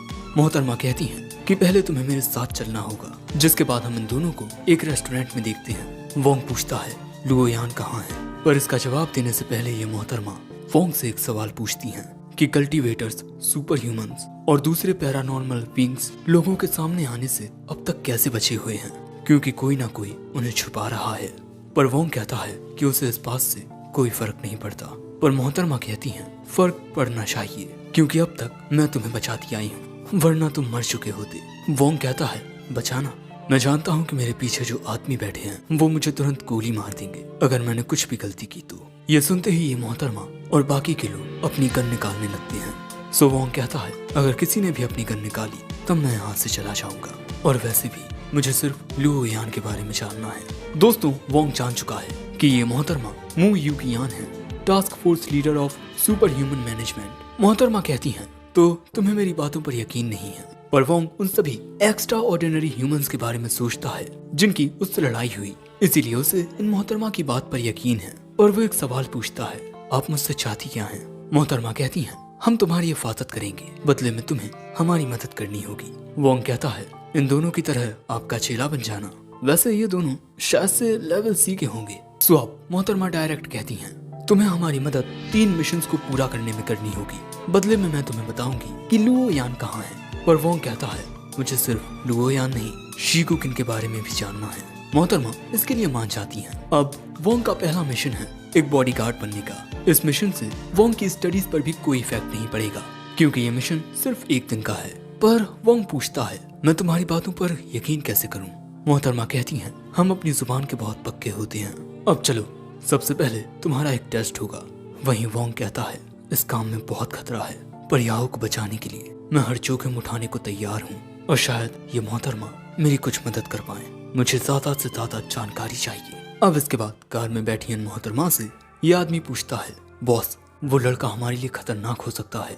पर मोहतरमा कहती हैं तुम्हें याद है ना पिताजी हमेशा क्या कहा करते थे, हमें हमेशा रिस्क लेना चाहिए, वरना हम कभी भी खुद को बेहतर नहीं बना पाएंगे। और इसके अलावा मैंने थोड़ी इन्वेस्टिगेशन की है, ये लड़का दिल का बुरा नहीं है, और थोड़े ही वक्त में ये काफी ज्यादा ताकतवर हो गया है, और ये हमारे पास काफी अच्छा मौका है। दोस्तों, इनकी गाड़ी पर एक क्यूब रखा था, और इस क्यूब के अंदर था हमारा वोंग, जो इनकी सारी बातें सुन रहा था। यहाँ लियान पूछता है क्या आप उसे सच में बता देंगी कि लुओ यान कहाँ है? मोहतरमा कहती हैं तुम इस बारे में चिंता मत करो, वो हमारे बारे में कुछ भी नहीं जानता। ये सुन यहाँ वोंग कहता है ओह, तो ये मेरा फायदा उठा रही है। जिसके बाद वोंग सोचने लगता है कि अब उसे क्या करना चाहिए। जिसके बाद वो क्यूब से बाहर आकर कहता है मैं तुम्हारी बात मानूंगा क्योंकि मुझे तुमसे वो जानकारी मिल सकती है जो मुझे चाहिए। अब अगले दिन हम देखते हैं कि वोंग एक जंगल में आया हुआ था। वो यहाँ जीपीएस के सहारे आया है। यहाँ जंगल के बीचों बीच एक मेंशन मौजूद है। जैसे ही वोंग वहाँ पहुँचता है, यहाँ एक लड़की उसका वेलकम करती है। हम देखते हैं कि यहाँ पर बहुत सारे लोग पहले से मौजूद थे, ये भी यहाँ एक टेस्ट देने आए हैं। तभी एक महाशय यहाँ आते हैं। मेरा नाम शू है और मैं ही ये चेक करूंगा कि कौन मिस्टर पियाओ का बॉडीगार्ड बनने के लायक है, क्योंकि एक बॉडीगार्ड को वफादार होने के साथ साथ डिसर्नमेंट, रिस्पॉन्सिवनेस एंड कॉम्बैट में महारत हासिल होनी चाहिए, और जो इन सभी पायदानों पर खरा उतरेगा वही मिस्टर पियाओ का बॉडीगार्ड बनेगा। और आपका पहला टेस्ट होगा डिसर्नमेंट रूम में। जिसके बाद हमें डिसर्नमेंट रूम दिखाया जाता है। सभी लोग इसके अंदर आते हैं। जिसके बाद सबको बताया जाता है कि आप सभी को 5 फ्री चिप्स मिलेंगी गेम शुरू करने के लिए। आप जो चाहे वो गेम खेल सकते हैं, पर चीटिंग करना साफ तौर पर मना है। और अब आप सभी खेलना शुरू कर सकते हैं। आप सभी को गुड लक। कुछ लोगों को लगता है कि वो ये गेम आसानी से जीत जाएंगे, और वोंग को दाल में कुछ काला लगता है। और तभी एक शख्स उसे बताता है कि ये लोग काफी चालाक हैं, बस 5 चिप्स से कोई बंदा क्या ही कर लेगा, यहाँ जीतने का कोई सवाल ही पैदा नहीं होता। और दोस्तों, यहाँ पर सभी लोग हार रहे थे। वोंग देखता है कि इस आदमी की तो सभी बातें बिल्कुल सही निकली। महाशय कहते हैं लेकिन हाँ, अब भी तुम जीत सकते हो अगर तुम में असली जिगरा है तो। लेकिन फिर वो देखते हैं कि वोंग वहाँ से जा चुका है। जिसके बाद वोंग एक टेबल पर आता है, और तभी उसके पीछे ये महाशय आ जाती हैं। बच्चे, मैं तुमसे बात कर रहा था, तुम कहाँ मुझे छोड़कर आ गए? तुम ये गेम खेलने वाले हो तो कैसा रहेगा कि ये गेम तुम मेरे साथ खेलो। पर वोंग कहता है मुझे दाल में कुछ काला नजर आता है। जो सुन ये आदमी मन में कहता है ये लड़का मेरी उम्मीद से ज्यादा समझदार है। इसीलिए वो कहता है क्यों, क्या हुआ, तुम मुझसे डर गए? पर वोंग कहता है चलो गेम शुरू करते हैं। जिसके बाद इन दोनों के बीच का गेम शुरू होता है। ये लड़की एक सिक्का उछालकर गेम की शुरुआत करती है, और इसके बाद वो इन ग्लासेस को इधर उधर करने लगती है बहुत तेज रफ्तार में। और अब इन दोनों को बताना है कि कॉइन कौन सी क्लास में है। सबसे पहले ये आदमी कहता है ये लेफ्ट वाला कप। पर वोंग कहता है मैं शर्त लगाता हूँ वो सिक्का तुम्हारे दाएं हाथ में है। ये आदमी मन में कहता है कि ये कह क्या रहा है। वो लड़की अपना हाथ दिखाती है जिसमें कुछ नहीं था। वोंग कहता है तो चलिए अपना दूसरा हाथ भी दिखाइए। सो अब ये मोहतरमा अपने दोनों हाथ दिखाती हैं, और सिक्का इन्हीं के बाएं हाथ में था, जो देख इस आदमी के होश उड़ जाते हैं। पर मोहतरमा कहती हैं कि मेरा ऐसा करना किसी भी नियम को नहीं तोड़ता। तो गेम कुछ ऐसा है, इन मोहतरमा के पास 2 कॉइन्स हैं, जिनमें से एक ये अपने हाथ में रखती हैं और दूसरा जो कॉइन कप के नीचे होता है वो टेबल के होल के जरिए नीचे चला जाता है। इसीलिए ये आदमी अब यहाँ अच्छे से ये चेक करने लगता है। पर मोहतरमा कहती हैं कि शुरुआत से ही सिर्फ 1 कॉइन था, तुम हार चुके हो। जीतने के बाद वोंग यहाँ से जाने लगता है, पर यह आदमी सोचता है कि आखिर ये लड़का है कौन। जिसके बाद हम देखते हैं कि यहाँ मौजूद एक लड़की अपने पूरे चिप्स लगाकर गेम खेलने आती है। जिसके बाद हम देखते हैं कि सभी राउंड्स को पास करने के बाद वोंग आखिरकार इस जॉब के लिए क्वालिफाइड हो चुका है। पर उसके अलावा यहाँ कुछ और लोग भी थे जो सभी टेस्ट में पास हुए हैं। अब इसके बाद इस कमरे में आकर मिस्टर शू मिस्टर पियाओ को बुलाते हैं। जिसके बाद इस कमरे में आता है एक छोटा सा मोटा सा मिस्टर पियाओ और ये इनसे कहता है, आप सभी को चुना गया है मेरा बॉडीगार्ड बनने के लिए, क्योंकि आज रात एक बहुत ही इंटरेस्टिंग बैंकेट होने वाला है। अगर आप सभी अपना काम अच्छे से करेंगे तो आपका इनाम भी बढ़ा दिया जाएगा। और ये सब कहने के बाद मिस्टर पियाओ यहाँ से चले जाते हैं। जिसके बाद मिस्टर शू कहते हैं, एग्रीमेंट के अकॉर्डिंग आपको आपके इस काम के 30 लाख रुपए मिलेंगे। पर ये बात सुनते ही वोंग के तो होश उड़ जाते हैं। जो देख मिस्टर शू कहते हैं कि आप इतने हैरान क्यों हैं मिस्टर वोंग, आपकी एजेंट मिस यूकियान ने सारी बातें तो पहले ही कर ली हैं। बेचारा वोंग, उसे 30 लाख रुपए में से बस 5 लाख रुपए मिलने वाले हैं। मिस यूकियान ने तो भैया गद्दारी कर दी। वैसे ये जश्न शुरू होने में अभी भी 6 घंटे बाकी हैं। जिसके बाद हम वोंग को मिस यूकियान के साथ देखते हैं, जो उसे बताती हैं कि इस जश्न में मिस्टर पियाओ एक नीलामी के जरिए ये एंशिएंट मास्क खरीदने वाले हैं और हमें इस काम में उनकी मदद करनी है। पर तभी वोंग पूछता है कि ये चीज क्या है। मोहतरमा बताती हैं कि ये ऑब्सीडियन इसेंस है, ऑक्शन के मुख्य आइटम्स में से एक। वोंग को याद आता है कि सिस्टम ने इसके बारे में उसे कुछ बताया था, इसलिए अब वोंग फैसला करता है कि वो इस ऑब्सीडियन इसेंस को पाकर रहेगा। जिसके बाद हमें उसी जश्न का सीन दिखाया जाता है। बाकी के बॉडीगार्ड्स के साथ यहाँ पर वोंग आ चुका था। यहाँ काफी सारे खानदानी लोग थे और यहीं पर आया हुआ था लुओ यान, लेकिन अभी वोंग की इस पर नजर नहीं पड़ती। जिसके बाद एक शख्स यहाँ पर आए गए सभी मेहमानों का इस जश्न में स्वागत करता है और इसके बाद ये नीलामी का खेल शुरू होता है। इनके सामने की जगह एक सीक्रेट बेसमेंट के रूप में खुल जाती है और यहाँ अंधेरे में कुछ ऐसा था जिसे देख लोगों के होश उड़ जाते हैं। एक बहुत ही बड़ा क्रोकोडाइल। इस जश्न का होस्ट कहता है, किसी को भी डरने की कोई जरूरत नहीं है, क्योंकि इस जगह के ऊपर एक बहुत ही मजबूत ग्लास चढ़ा हुआ है। जिसके बाद एक आदमी कहता है, नीलामी की शुरुआत में ही एक मॉन्स्टर को दिखा देना काफी इम्प्रेसिव था। जिस पर होस्ट कहता है, आप इतनी जल्दी मेरी तारीफ मत कीजिए, अभी तो बस शो शुरू हुआ है। इस जाइंट क्रोकोडाइल की गर्दन पर एक गोल्डन रिंग है और आप में से जो कोई भी इन हथियारों का इस्तेमाल करके उस गोल्डन रिंग को लेने में कामयाब हो जाएगा वो जीत जाएगा और जीतने वाले को इतना सारा सोना मिलेगा। लेकिन इसमें बस एक छोटी सी शर्त है, जब तक आप जीत नहीं जाते आप इस केज में से बाहर नहीं निकल सकते। यानी कि यहाँ पर लोगों की जिंदगियों के साथ खेला जाने वाला है। जिसके बाद इस जाइंट क्रोकोडाइल का सामना करने के लिए सबसे पहले ये आदमी आता है और ये आते ही चिल्लाते हुए उस क्रोकोडाइल की ओर हमला कर देता है। लेकिन ऐसा करने से वो क्रोकोडाइल इस पर झपट्टा मारकर इसे खा जाता है। जो देख कुछ लोगों को मजा आता है तो कुछ लोग बहुत डर जाते हैं। पर वोंग भी यहाँ हैरान था, क्योंकि जो शख्स उस क्रोकोडाइल से लड़ने के लिए गया था वो कमजोर नहीं था, बल्कि इस क्रोकोडाइल की स्पीड ही बहुत ज्यादा थी। जिसके बाद होस्ट कहता है कि माफ करना, मैंने आपको बताया नहीं, लेकिन ये कोई मामूली क्रोकोडाइल नहीं है। ये हमारी दू बायोटेक का एक मास्टरपीस है और ये नॉर्मल क्रोकोडाइल से बहुत ज्यादा खतरनाक है। और इसकी ताकत देखते हुए हम रिवॉर्ड को और बढ़ा देते हैं। जिसके बाद हम देखते हैं कि ये शख्स अपने एक आदमी को चुनता है इस क्रोकोडाइल का सामना करने के लिए। होस्ट कहता है, हमें हमारा सेकंड वॉरियर मिल चुका है। जिसके बाद हम देखते हैं कि ये आदमी अपना हथियार चुनकर इस क्रोकोडाइल का सामना करने के लिए केज में आ जाता है। जो देख वोंग कहता है कि आखिर ये लोग पैसों के लिए अपनी जान क्यों दे रहे हैं।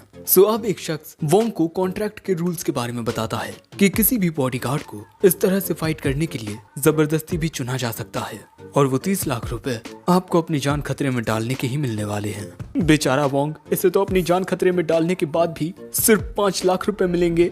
और तभी अचानक वोंग को ऊपर के फ्लोर पर एक खतरनाक शख्स दिखाई देता है। ये आदमी वोंग को बताता है कि वहाँ मत देखो, वो रुद्रा बैंकेट कमेटी का एक मेंबर है जो यहाँ इस बात का ख्याल रखेगा कि किसी भी तरह का लड़ाई झगड़ा ना हो। और अब यहाँ ये मैच शुरू होता है और हम देखते हैं कि ये आदमी उछलता हुआ कूदकर भालों से इस क्रोकोडाइल के ऊपर हमला कर रहा था। और भले ही इस क्रोकोडाइल की स्पीड काफी ज्यादा थी, पर ये आदमी दीवारों पर से उछल कूद रहा था।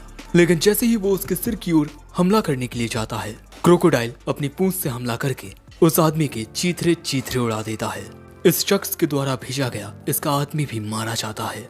तभी होस्ट कहता है कि क्या सच में यहाँ कोई भी असली योद्धा नहीं है?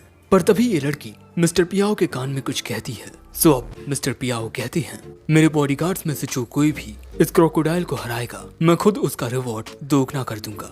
यहाँ मिस्टर पियाओ ने इन सबको और लालच दी है। लेकिन तभी इस आदमी का एक बंदा आकर कहता है, मिस्टर सानू, मैं आपकी ओर से लड़ने के लिए जाना चाहूंगा।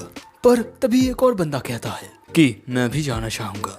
यानी कि अब जाने के लिए यहाँ पर दो शख्स हैं, इसीलिए अब इन दोनों के बीच एक मुकाबला होगा और इस मुकाबले में जो जीतेगा वही इस केज में जाएगा। जो जॉन वोंग कहता है, भले ही इन दोनों में से कोई भी जीते, पर जीतने वाले की ताकत इस लड़ाई में बहुत कम हो जाएगी और वो उस क्रोकोडाइल का सामना नहीं कर पाएगा। यहाँ मिस्टर सानू कहते हैं, अगर तुमने उस आदमी को हरा दिया तब मैं तुम्हारा प्रमोशन कर दूंगा।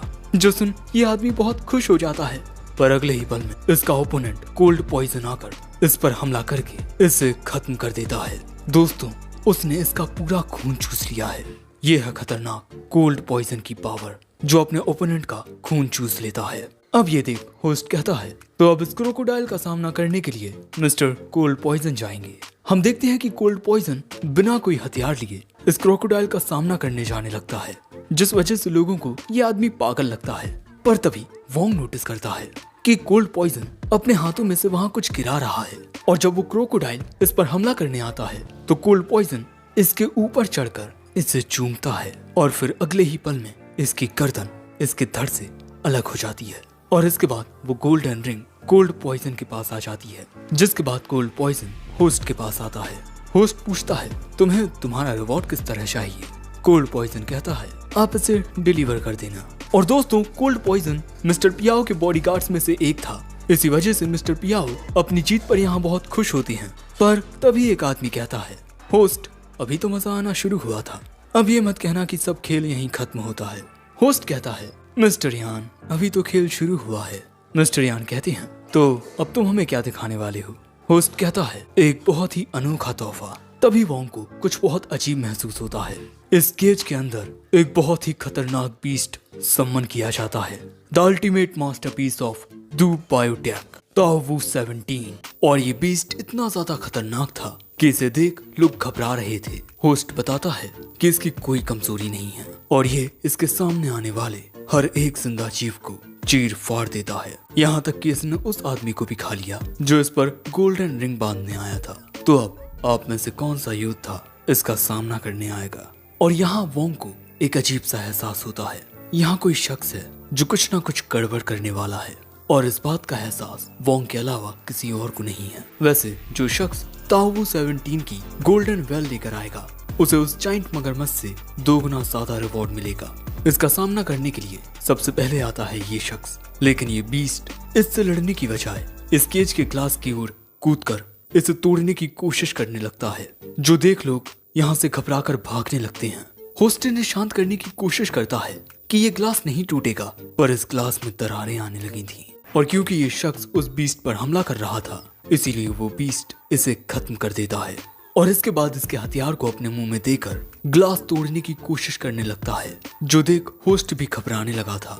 वहीं वोंग को समझ आता है कि ये सब किया धरा कोल्ड पॉइजन का है। उसने जो पाउडर केज में गिराया था वो क्रोकोडाइल के लिए नहीं था, बल्कि इस बीस्ट के लिए था। और अगले ही पल में वो बीस्ट ग्लास तोड़कर बाहर आ जाता है, जो देख होस्ट की भी फट चुकी थी। अब वो बीस्ट होस्ट पर हमला करने ही वाला था कि एक आदमी उसे बचाने के लिए आ जाता है, जिसके बाद होस्ट इस आदमी को शुक्रिया कह के यहाँ से भाग लेता है। वैसे इस आदमी का नाम मूरोंग है।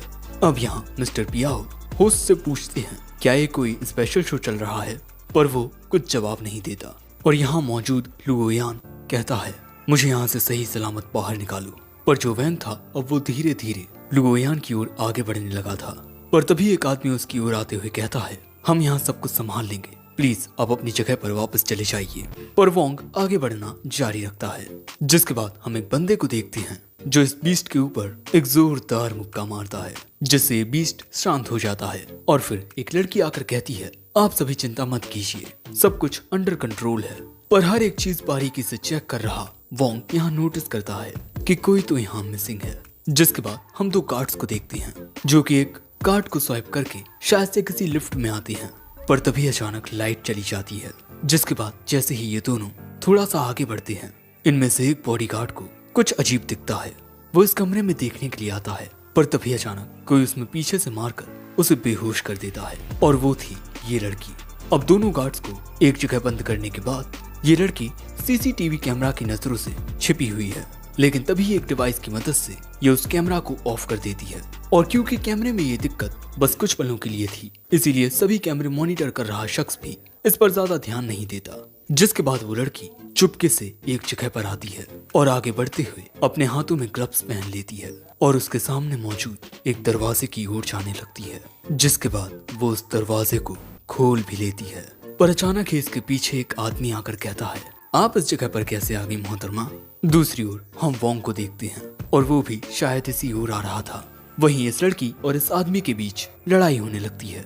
पर वो आदमी इस पर भारी पड़ रहा था। वो इसकी टोपी को काट देता है और जैसे ही इस लड़की के पीछे एक और सिक्योरिटी गार्ड आता है, ये लड़की उसमें लात मार के उसे वहीं बेहोश कर देती है। और इसके बाद वो दूसरे सिक्योरिटी गार्ड की ओर इस पहले सिक्योरिटी गार्ड को फेंक कर उन दोनों में लात मार के उन्हें वहीं हरा देती है।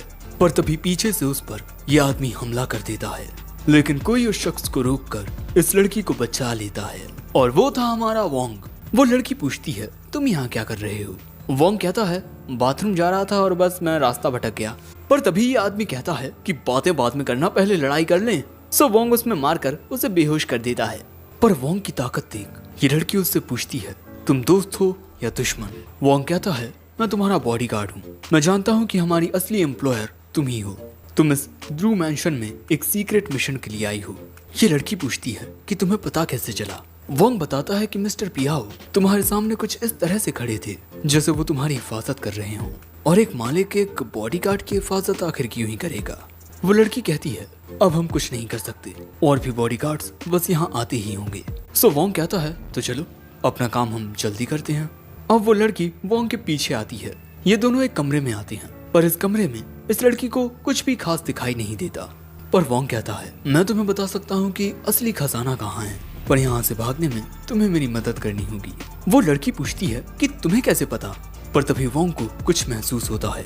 वो उस लड़की के साथ ऐसे छुप जाता है क्योंकि उन पर गोलियों से हमला हो गया था।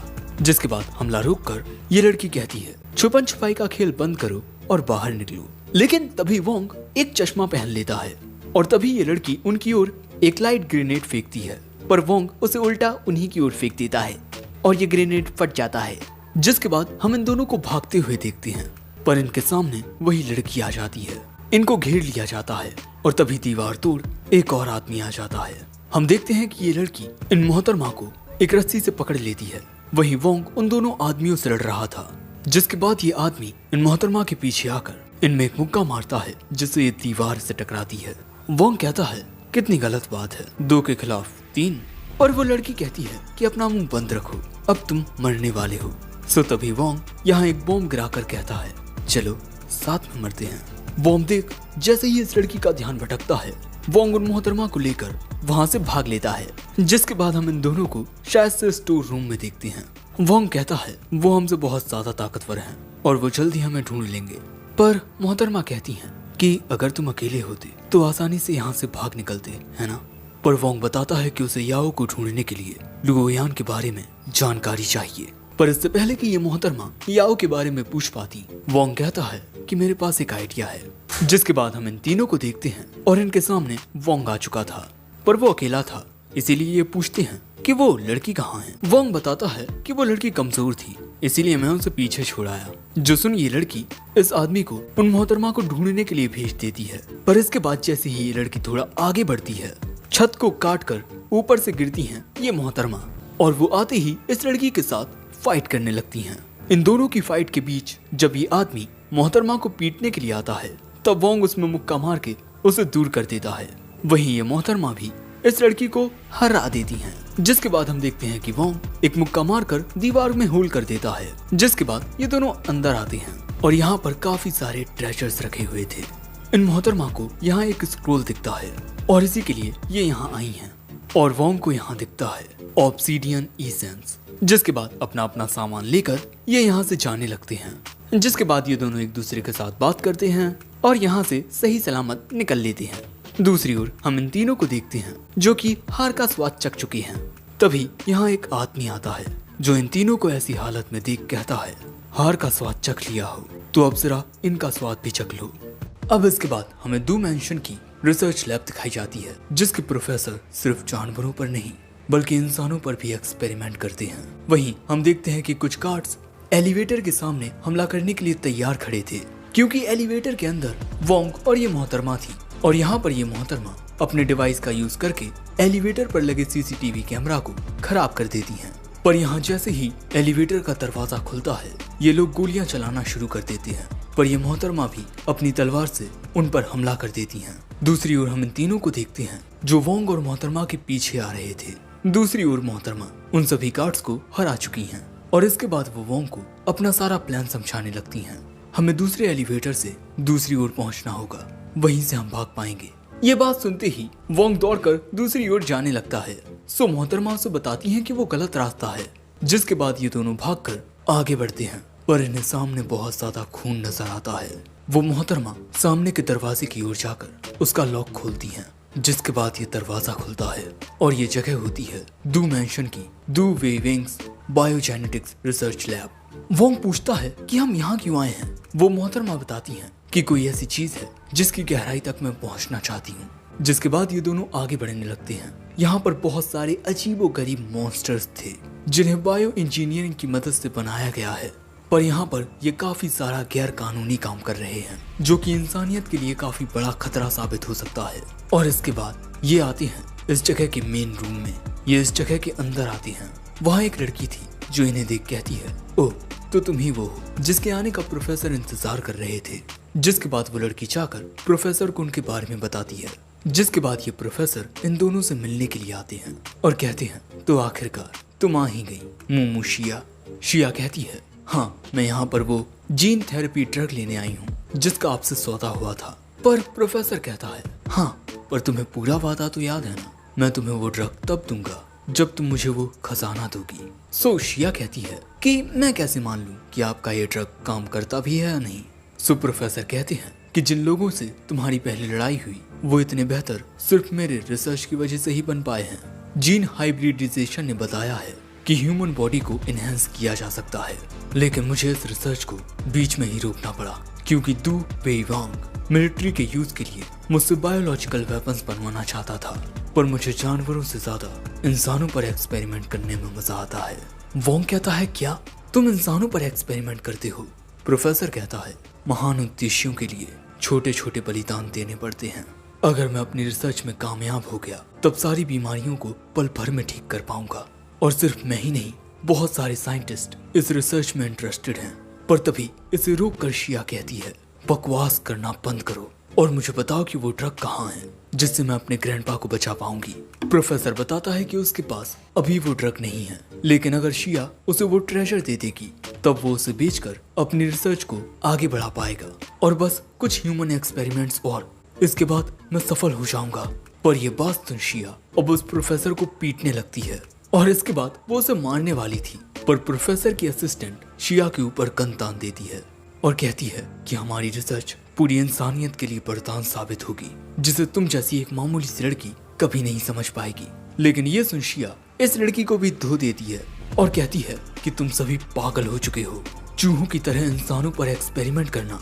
क्या तुम्हें पता भी है कि ये कितना बड़ा गुनाह है? और तुम सब जो ऐसे काम करते हो तुम सभी बस मॉन्स्टर्स हो। पर अचानक ही वोंग को कुछ होने लगता है। वो गायब होकर अपने क्यूब में चला जाता है। शिया देखती है कि वोंग यहाँ से गायब हो चुका है। पर तभी प्रोफेसर कहता है, ये सब मेरी सालों की रिसर्च है, इसे बर्बाद मत करना। पर शिया कहती है कि ये सब शुरुआत से ही बर्बाद था। दूसरी ओर हम वोंग को उसके क्यूब डायमेंशन में देखते हैं जहाँ ऑब्सीडियन एसेंस को एब्सॉर्ब करने के बाद उसका सिस्टम रिबूट हो चुका है। अपने सिस्टम को वापस पाकर वोंग की आंखों में खुशी के आंसू आ जाते हैं। वोंग देखता है कि क्यूब डायमेंशन का साइज भी अब पहले से थोड़ा बढ़ चुका है। साथ ही वोंग अब अपनी माइक्रोवेव रेडिएशन का यूज 15 नहीं बल्कि 30 मीटर तक कर पाएगा। साथ ही उसे एक नई स्किल भी मिल गई है, डिवाइन वेस्टोर। इससे वोंग जेम स्टोन की एनर्जी को अपने सिलेक्टेड टारगेट पर अप्लाई कर सकता है। जिसके बाद हम देखते हैं कि शिया यहाँ कुछ केजेस खोल देती है। वहीं ये तीनों भी शिया और वोंग को ढूंढते हुए आगे बढ़ रहे थे, पर इनके थोड़ा आगे बढ़ते ही लाइट चली जाती है और अचानक ही इनके सामने से कुछ अजीब से मॉन्स्टर्स आकर इन गार्ड्स को काटने लगते हैं। जो देख ये लड़की ज्यूग नाम के इस लड़के से कुछ करने को कहती है। सो ज्यूग अपनी एबिलिटी से यहाँ एक वैम्पायर टाइप मॉन्स्टर को चला देता है। जिसके बाद ये लड़की कहती है कि ये सारे बैट्स तो लैब में से आए हैं, पर कैसे? और तभी अचानक इस आदमी को कुछ बहुत ही अजीब महसूस होने लगता है। लेकिन अब भी ये लोग आगे बढ़ना जारी रखते हैं, पर तभी अचानक छत पर से एक मॉन्स्टर ज्यूग पर हमला कर देता है और वो उसे खाने लगता है। ये लोग उस पर गोलियां चलाते हैं, पर उस पर गोलियों का कोई असर नहीं होता और वो इन गार्ड्स पर ही टूट पड़ता है। सो ये लड़की उसे अपने चाबुक से पकड़कर अपनी ओर खींचती है और ये आदमी उसमें मुक्का मारकर उसे खत्म कर देता है। जिसके बाद हम देखते हैं कि शिया भागते हुए एक डेड एंड पर पहुंच जाती है और इससे पहले कि उसे कुछ समझ आता, उस पर पीछे से हमला हो जाता है और ये हमला करने वाले थे ये दोनों। ये लड़की कहती है, वक्त रहते मेरे हमले को डॉज कर दिया, तुम काफी तेज हो। पर शिया पूछती है, अपने ही मॉन्स्टर्स से लड़ना कैसा लग रहा है? पर ये सुन ये लड़की कहती है, शीमैन हमला करने के लिए तैयार रहना, और तुम मरने से पहले कोई आखिरी ख्वाहिश। जिसके बाद हम देखते हैं कि शिया और इस लड़की के बीच फाइट होने लगती है। दोनों ही एक दूसरे को कड़ी टक्कर दे रही थी। ये लड़की अपने चाबुक से शिया पर जो हमले कर रही थी, शिया आसानी से उन्हें अपनी तलवार से रोक पा रही थी। पर इसके बाद ये लड़की शिया को अपने चाबुक से पकड़ लेती है और अब शीमैन दौड़ता हुआ आकर शिया में एक जोरदार मुक्का मारता है, जिससे शिया दूर गिर पड़ती है और अब वो इनका सामना नहीं कर पाएगी।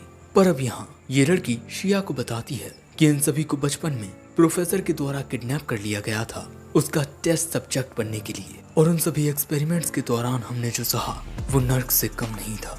पर तुम जैसी एक लड़की जो ऐशो आराम में पली बड़ी हो, वो ये सब क्या ही समझेगी। शिया कहती है, पर तुमने अपनी ताकतों से कितने सारे लोगों की जानें ली हैं। पर अब शीमैन यहाँ शिया को खत्म करने वाला था, पर तभी अचानक कुछ अजीब होता है। बहुत ही खतरनाक पावर के साथ वहाँ पर प्रकट होता है वोंग। वोंग को देख शिया की आंखों में आंसू आ जाते हैं। वो वोंग में एक मुक्का दे मारती है और पूछती है, तुम कहाँ चले गए थे? हाँ।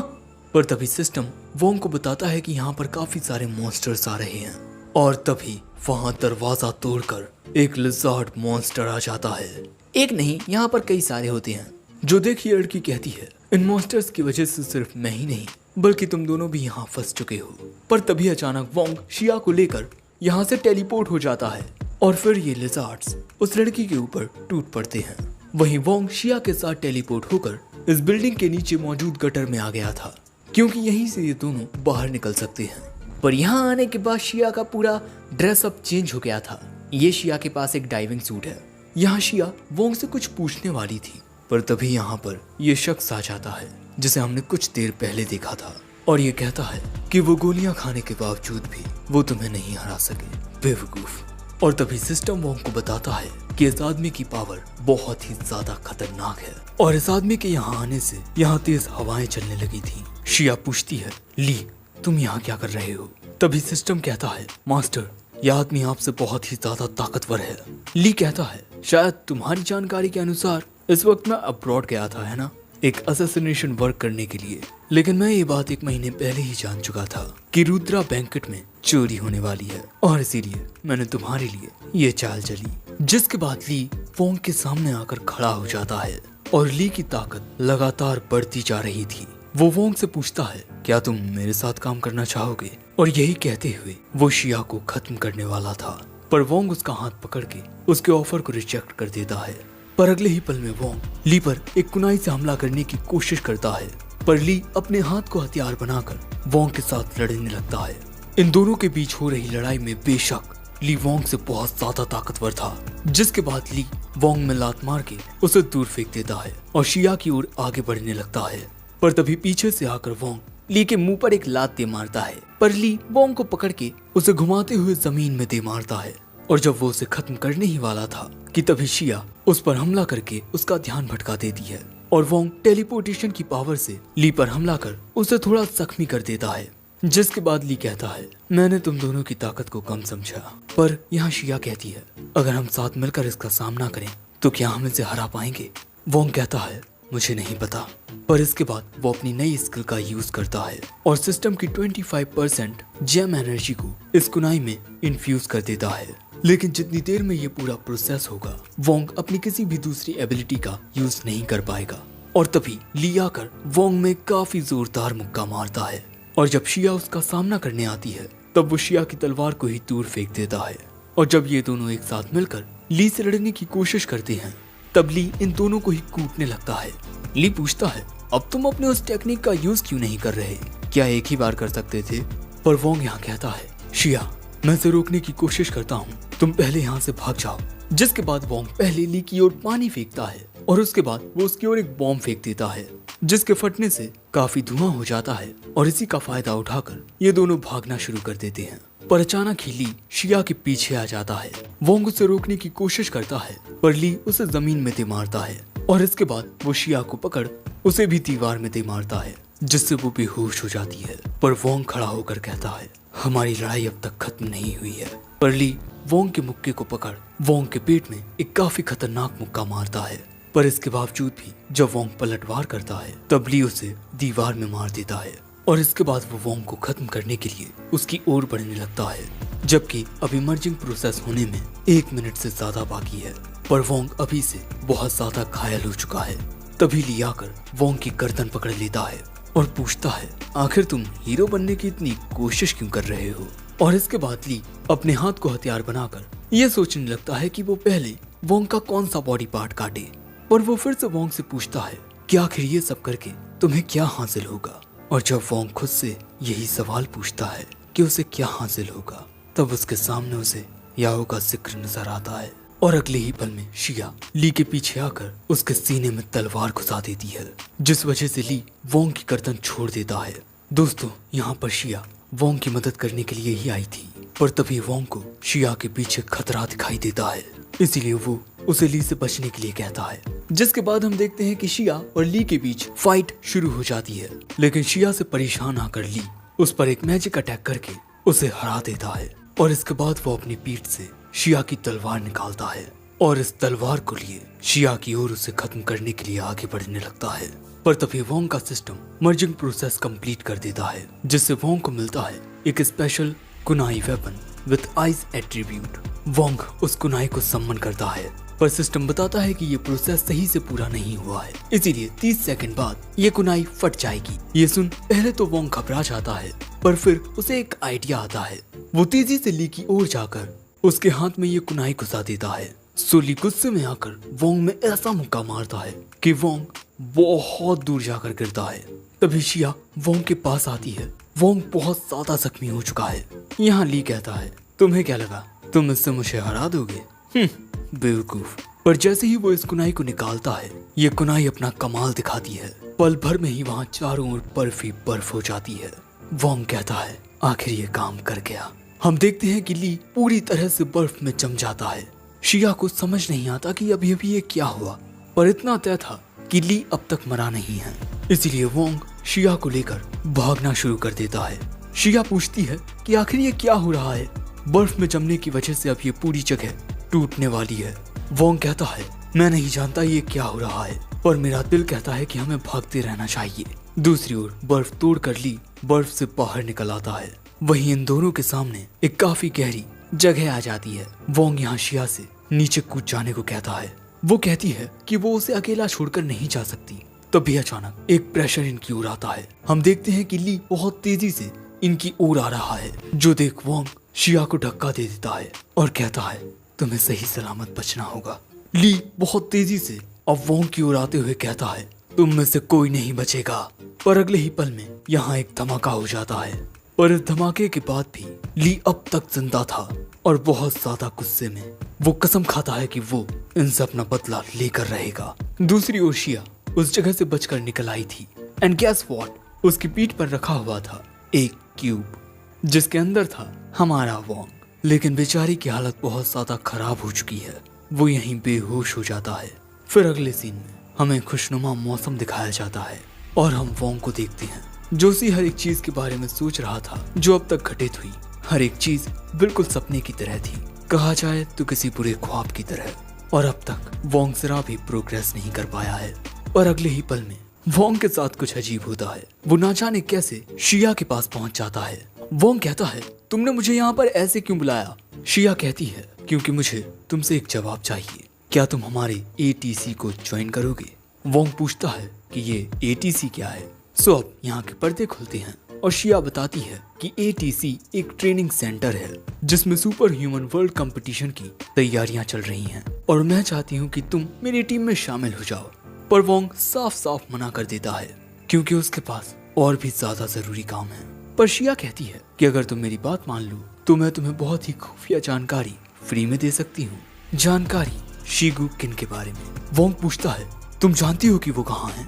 वो बताती है कि शीगू किन बहुत ज्यादा ताकतवर है, तुम उसका सामना अकेले कभी नहीं कर पाओगे। पर मेरे साथ इस कंपटीशन में ज्वाइन होकर तुम सिर्फ मेरी नहीं बल्कि अपनी भी मदद करोगे और आखिर में याओ को भी बचा लोगे। वोंग के जहन में फिर से याओ का जिक्र आता है और अब वो कहता है, शिया मैं तुम्हारी टीम में ज्वाइन होने के लिए तैयार हूँ, पर बदले में शीगुकिन को ढूंढने में तुम भी मेरी पूरी मदद करोगी। और इसी के साथ ये दोनों एक डील करते हैं और आखिर में वोंग कहता है, शीगुकिन मैं आ रहा हूँ। और इसी के साथ सीजन 1 एंड होता है। भाई इस वीडियो को बनाने में बहुत मेहनत लगी है, तो एक लाइक जरूर से करते जाना। कमेंट करके बताना कि तुम्हें ये वीडियो कैसा लगा एंड चैनल को भी सब्सक्राइब कर दो।